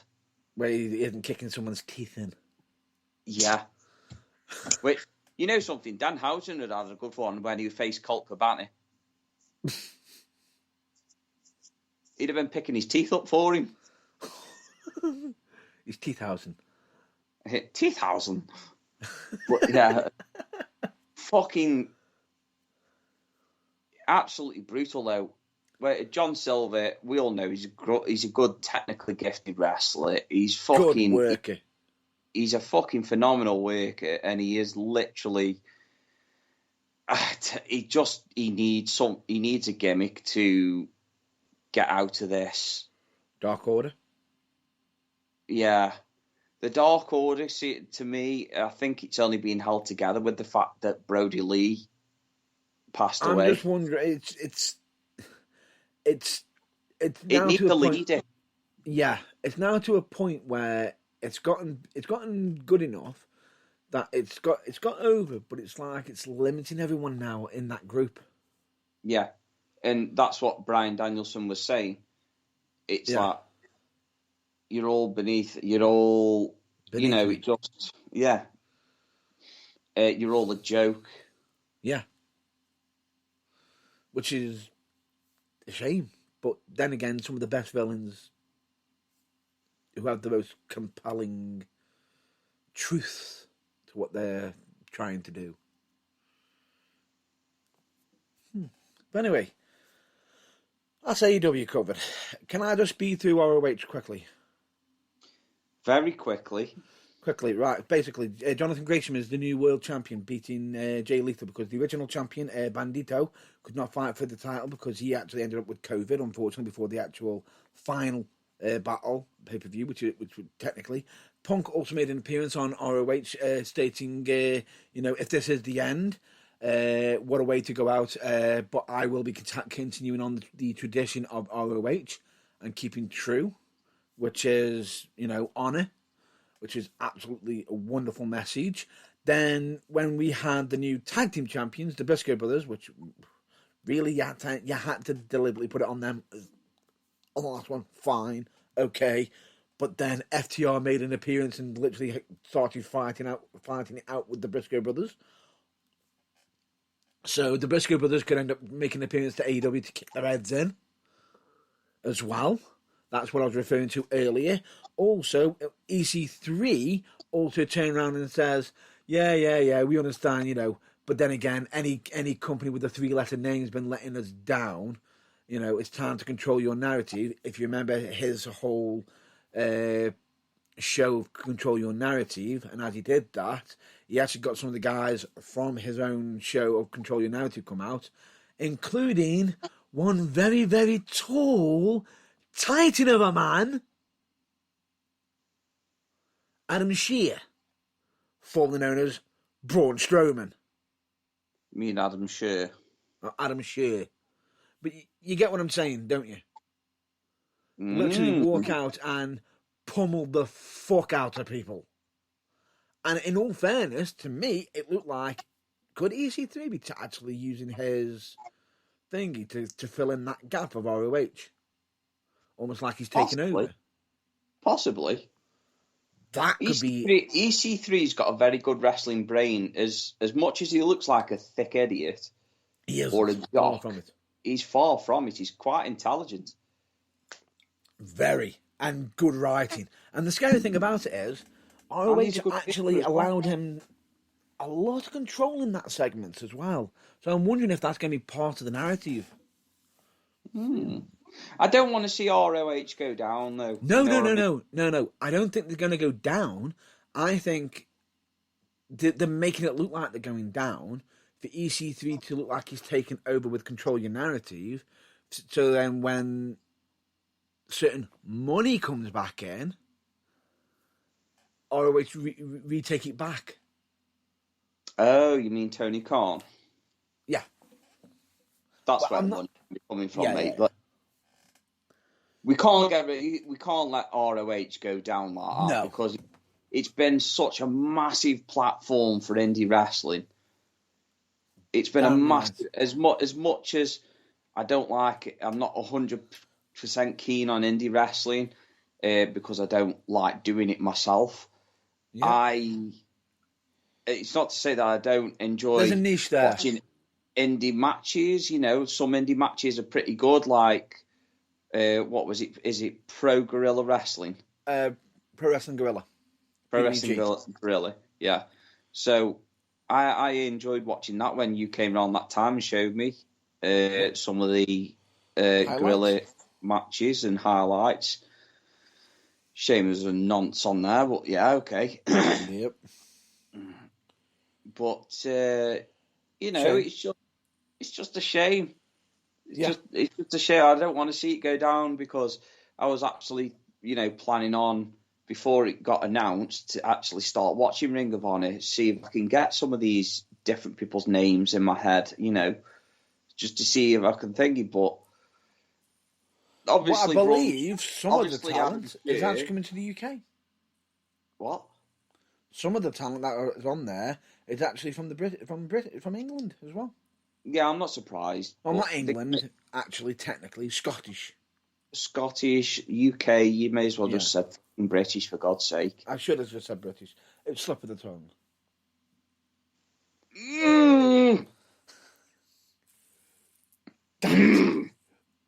Stop it. Anyway, so yeah, Adam Shear turning up. That's obviously going to be a segue into AEW. That is, it's just too easy because I reckon there's been a lot of misconceptions with Adam Shear's release from WWE. Yeah, and I reckon he was told that he got to say these things, and I reckon eventually he got pissed off, said his piece, and that's when he decided to part ways with him. And to be honest with you, he wasn't cheap. But then again, how many guys are as big as him and can wrestle and be over as him? Instead, they're saying, well, they decided to go off him because they've got someone who's taller in Omos or Omas, as Corey Graves keeps calling him. Yeah, well, Corey Graves is an idiot. This is coming from the same Corey Graves that wants to wrestle again. Yeah, could be a grave mistake, Corey Graves. Boo! Yeah. I know. So, are you done with Ring of Honor, or are we moving on? No. That's pretty much everything. I've just covered everything quite swiftly and thoroughly. But genuinely, I hope they aren't closing their doors for the final time. Yeah, genuinely. Because it would be a tragedy. It would be. So fingers crossed. It does it does become, it does return, open its doors for the second quarter of 2022. Yeah, definitely. So anyway, this is a segment now where I need you to be quiet for a couple of minutes. Be happy to, but can I just point out a few things quickly about British wrestling beforehand? Quickly. Right. APW also celebrated their 5-year anniversary last night as well. So congratulations to them. Congratulations. I will say some interesting clips I've seen, especially with a unique. I don't know what he wants to call it. Temple Destroyer, Canadian Destroyer, British Destroyer. God damn, what the hell it was. Okay. But genuinely, it looked like it was a thoroughly good show, and genuinely, fingers crossed that they're able to continue to do more. Jolly good shows are. But with that being said, I am now going to be handing over the reins fully over to my colleague right now. I shall chime you in when I am done. Right. Hashtag speaking out. Something that I believe in. Something that Matt Burns is fully behind. I am fully behind. And a lot of people are fully behind. But what I am not behind is people using hashtag speaking out to further their own career. And to present false accusations towards innocent individuals. I'm going to make it very clear. When you are accusing somebody, if it happened you're going to remember all the details. Even the little things. I know this personally. I know. But when you come forward with an allegation and you spread it round like hearsay, Chinese whispers, whatever you want to call it, it's not cool. Let's just put it into perspective that it will not be tolerated, and if anything, you should be treated exactly the same as the individuals that have been found guilty. Because it is innocent until proven guilty, and I will not sit by and allow guilty people accuse innocent people of wrongdoing. It's not fair, it's not right, and you will not get away with it. Certain accusations, such as paedophilia, rape, sexual harassment, gaslighting, grooming, you name it, it all falls under hashtag speaking out. In the wrestling industry, that's what it's there for. But when you purposely go out of your way to make somebody's life a living hell just because of something that happened to you that you didn't like, which had nothing to do with hashtag speaking out, that had nothing to do with hashtag speaking out, then I'm afraid that you are also part of the problem. Get the facts, go to the authorities, because that's where you need to go. The authorities, with your evidence. Not your hearsay, or what you thought happened, the facts. Because when we open the floor on the Burning Truth to people that want to ring in and say to us their thoughts on hashtag speaking out, we always say, if you've got something to say, it has to be factual. Now, the fact is that innocent people, innocent wrestlers, are being accused out there of wrongdoing by individuals that had nothing to happen to them. And I can feel that my colleague wants to jump in, so I'm going to allow him. I'm just going to point this out as well, just to point this heavily out, to back up my colleague here, is if you've noticed, no names have been given on either side. Yes, exactly. No names have been given, but I'm not directing this at a specific case. He's not aiming it at a certain case, any individuals or any groups or anything like that. But anyway, because nothing like that's been said, I am not defending what I am saying right now, because I don't feel like I have to, because I've not said anything wrong so far. No, you haven't. But when individuals are losing bookings because of hearsay and Chinese whispers, then that is wrong. You are effectively costing said individual experience in the ring and earnings.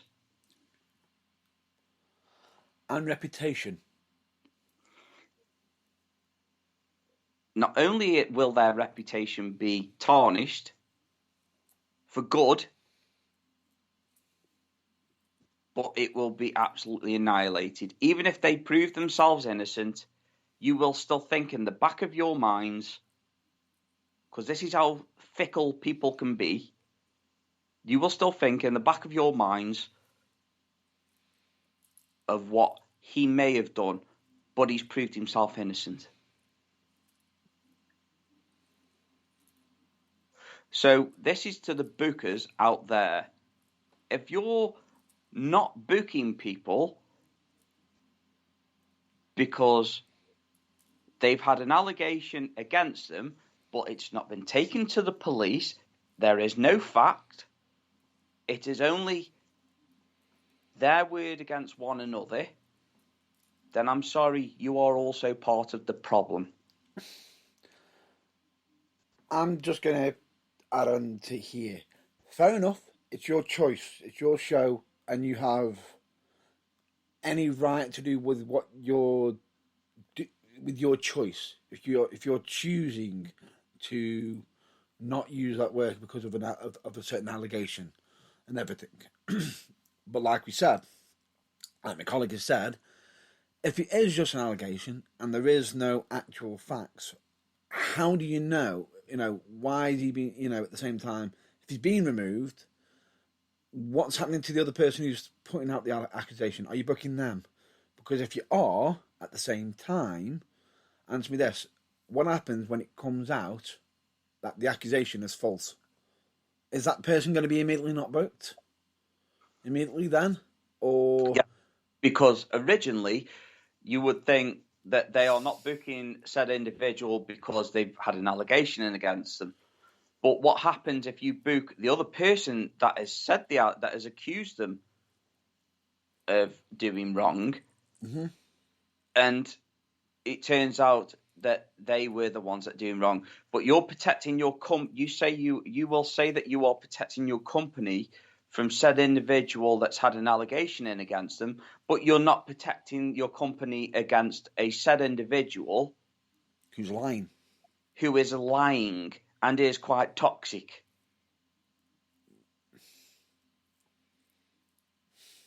I could literally go on a tangent about what I am actually talking about, but I won't.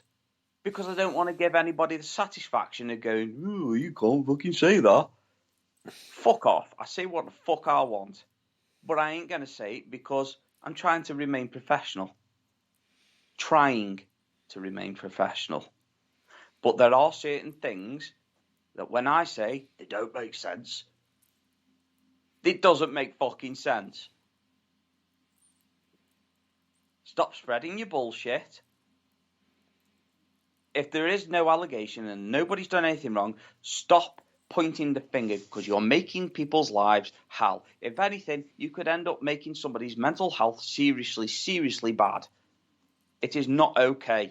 And to be honest, I think as a collective group in wrestling, we should all be looking at said individuals and tarnishing them with the same fucking brush.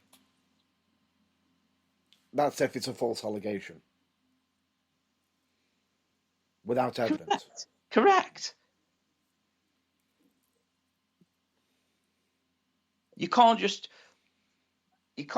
look. I could easily send. This is an example. By the way, I want to say this is hypothetical and it is an example. So, say if I went and text a promoter or message them on Facebook, whatever, and I said to the promoter, "You can't book such and such a body because such and such a body touched my bum," which comes under hashtag speaking out, by the way. Or in sexual harassment. Or under sexual harassment, whatever. Are you then going to not... This is how easy it could be, because then everybody could have an allegation against them. Mm-hmm. So that means nobody would wrestle ever again.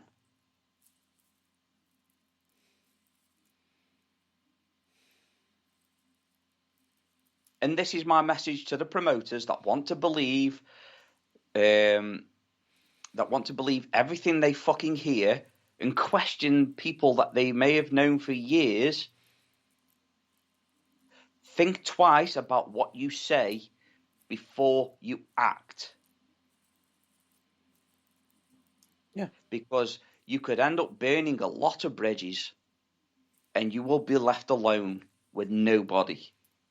Well, you could be burning a bridge to a friend that it's a lie. Now, if it is the case that it's true, then unfortunately it's a shame that that's come out, and it would be a massive shame. But I'm just going to point this out now. It's very quick for the fingers to be pointed out so quickly, and actions to be taken towards the accused. But the second it is not true, is there any detriment, any way for that person to recover any of their statuses? No. Is an apology going to be given? Highly doubt it. Is any prison time going to be done about it? No. Is any prosecution going to come of it? No. Why? Because even though technically it should, it could. Yeah, because... even though it should. I mean, don't get me wrong, laws have changed over the last 5 to 10 years, but when there's a false allegation and it's Chinese whispers, it's gone from one person to another, to another, to another, to another, and then when it gets full circle, then it gets wrapped around to that person, and they say, oh, yes, it is true, it did happen, when it didn't. And then that person who you're making the allegation against loses out. And not only do they lose out, but the people who care about them lose out too. Yeah. But this is why I say that as a wrestling community, every single person that has an allegation, I cannot stress this enough, make sure that you have all the facts, have all the evidence. Do not spread Chinese whispers because it's very damaging in such a very... It could end, at the same time, fair enough, for the ones who have got a truth to their allegations, who have been brave enough to come forward, fair enough. We understand it's not an easy thing to do. Yes, but you need to have evidence, otherwise you're not going to get anywhere. Let me just point this out, more than anything. And it's very brave. For the ones who are just falsely accusing left, right, and centre for the personal gain or whatever they're doing it for, whatever reason, to just throw out an accusation, false or otherwise, if it's just false, with no evidence, right? Understand this. Just by throwing it out, you are tarnishing. If it gets found out, you will actually end up damaged. The fact that people are talking about the situation, more so by being a lie. More damage can be done with a lie than it can the truth. It's that simple. Remember the old saying, be careful how many fingers you point, because you'll always have twice as many pointing back. Yeah. But at the same time, that's not, at the same time for the ones who are coming forward, that will happen. But if it's the truth, regardless of finger pointing or not, the truth will correct it. Yeah, it's like, look, just stop defending what we're saying, because at the end of the day, it is what it is. The fact is, if people have come forward and they've managed to actually get solid proof that people have done them wrong, fair enough. If there are people out there that haven't got the evidence because they got rid of it, because they were emotionally traumatized and they just wanted to forget about it at the time, that's fine. And I feel for you, I sympathize for you, but you should have kept it, because that person could now be facing the consequences of their actions. It's that simple. And that for those that are falsely accusing people of doing wrong when they haven't, just because they got a bee in the bonnet over a disagreement or a time that somebody took the mick out of them in light heart or whatever, it doesn't matter. You're part of the problem. Hashtag speaking out is to get the shit out of wrestling. And I'm sorry, but shit it can easily go in two directions.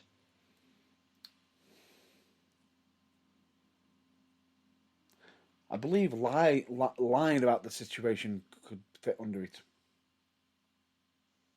To get is part of the shit that needs to get rid of. It is. It's the toxic behaviour. It's the posturing. It's the lies, the deceit. What are you actually gaining from it? Because I'm not going to lie, I've seen people that have actually gained from their lies, from that they've told.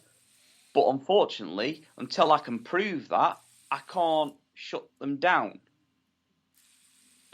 But believe you and me, there will be a time when I do get to shut you down. And I can't wait. If people don't like me in the wrestling industry because of that, then you are part of the problem, not the solution. If the solution starts with me and Matt Burns, so be it. If not, and it starts with somebody else, even better. But let it be a warning. I don't fire blanks. And I will always manage to find out the truth. And one thing I will say is, just on the record, and this is off my own, this is me taking this. Anyone who is being falsely accused should reach out. Report that you are being falsely accused, because ignore it is not going to be the way. No, it is not. Ignoring the problem is not going to help. If anything, it will only make it worse, because allegations that have been recorded to the police and allegations that haven't been recorded to the police, either way, they are damaging. Very much so. It affects if you can prove that you're innocent, do it. Please. If you are innocent, don't stand for it. Now, this is the other part of hashtag speaking out that not a lot of people really speak about, if I'm being honest, and that is the false accusations. So I'm glad that I've actually covered it today, because it really gets on my fucking nerves. And I do feel like Maury out of fucking the Hormone Monster. I'm not even going to quote it because I'm not even going to quote it because it's that much of a serious topic. Yeah, but that is how I feel about it. Yeah.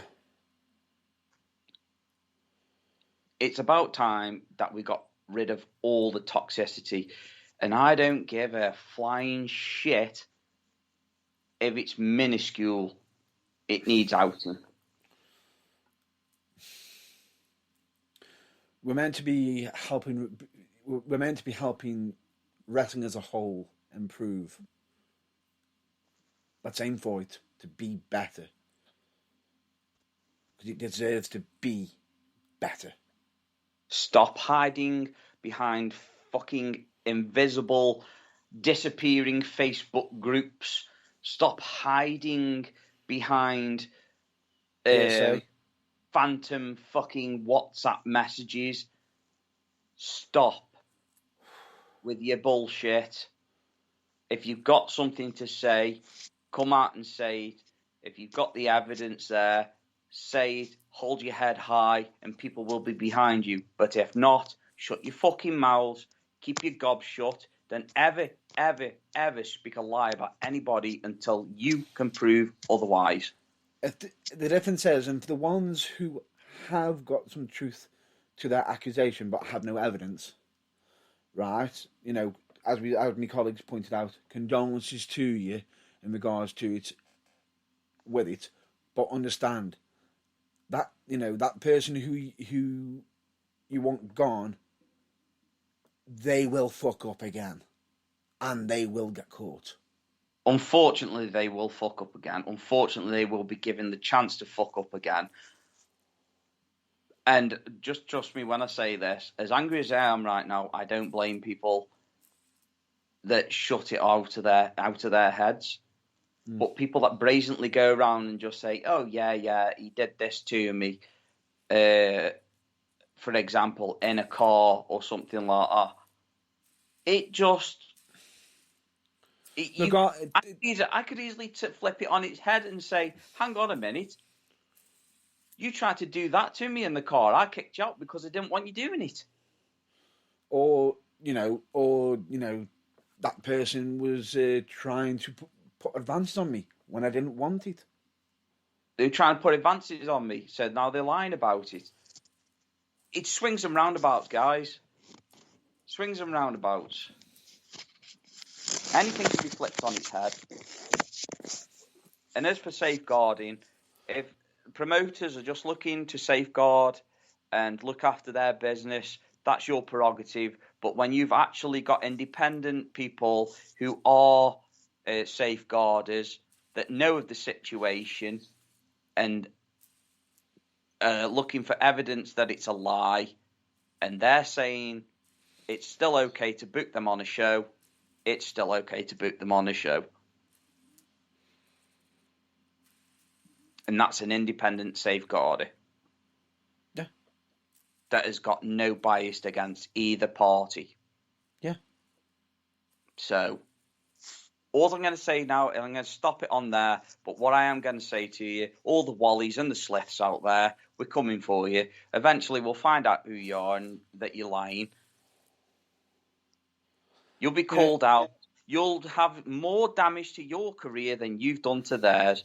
So you either come out and say the truth now, or you fucking shut up and piss off. It is that simple. Irvine, out.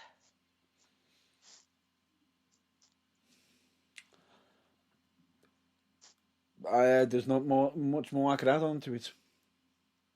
There's not much more I could add on to that because there isn't anything else to add on to it. There's nothing more.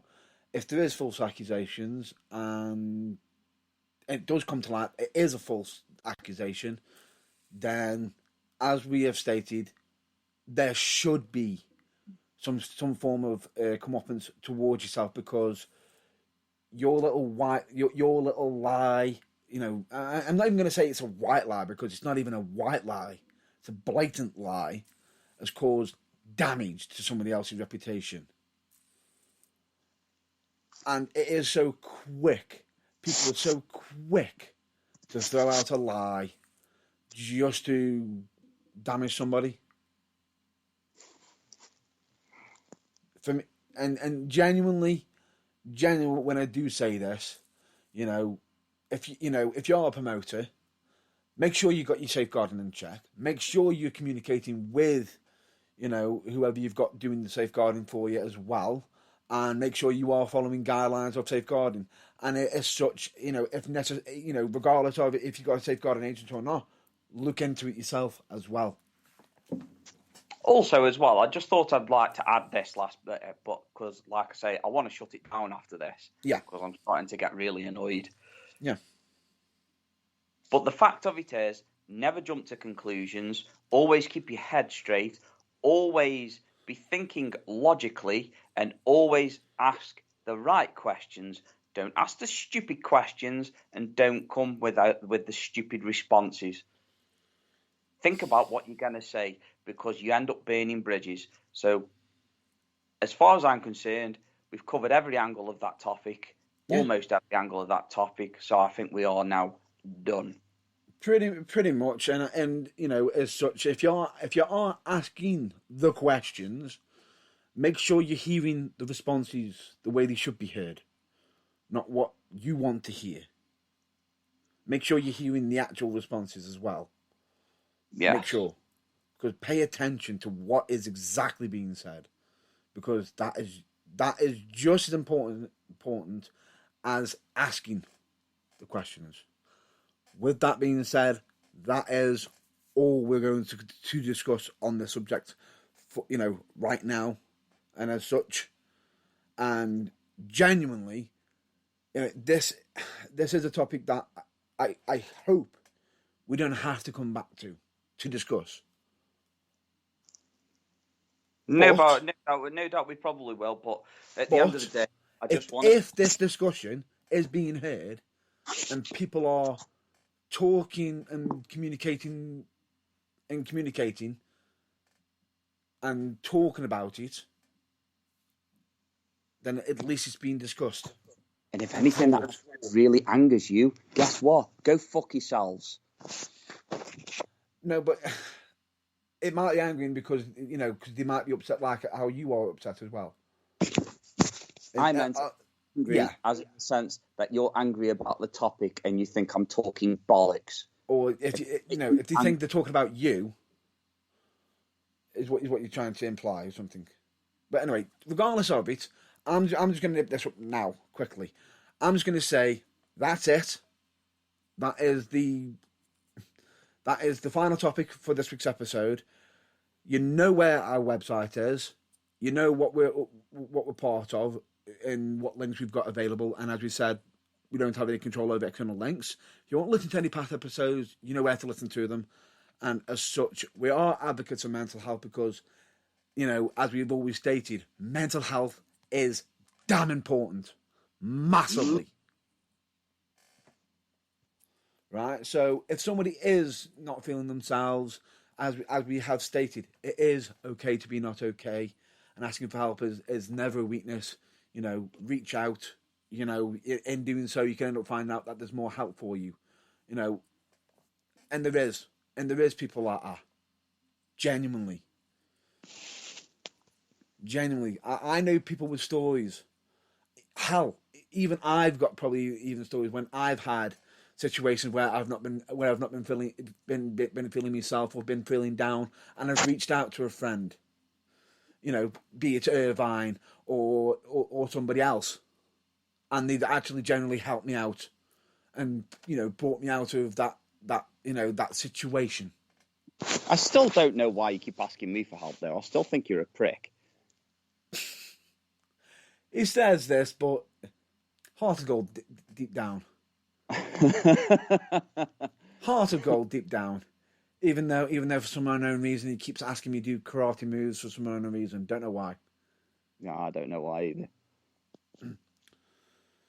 Shut up! But anyway. It's been a long episode, so we need to wrap it up now. We are wrapping it up now. So with that being said, I've been Matt Burns. I have been the teller of truth, James Irvine. That he has. And ladies and gentlemen, we hope you genuinely do support your local wrestling. And as we are about to state, there most likely will be an episode next week, but it most likely will be pre-recorded. Yes, because we're getting close to Christmas and we want to go watch wrestling. And on top of that, we've also got the usual section where we do actually have a small break for the holidays. Small break. But with that being said, thank you so much for listening to this episode. We hope you've enjoyed it, and it most likely, even more importantly, giving you something to think about. Until next time, catch you later. Stay safe, stay well. It has been emotional. Eat my ass.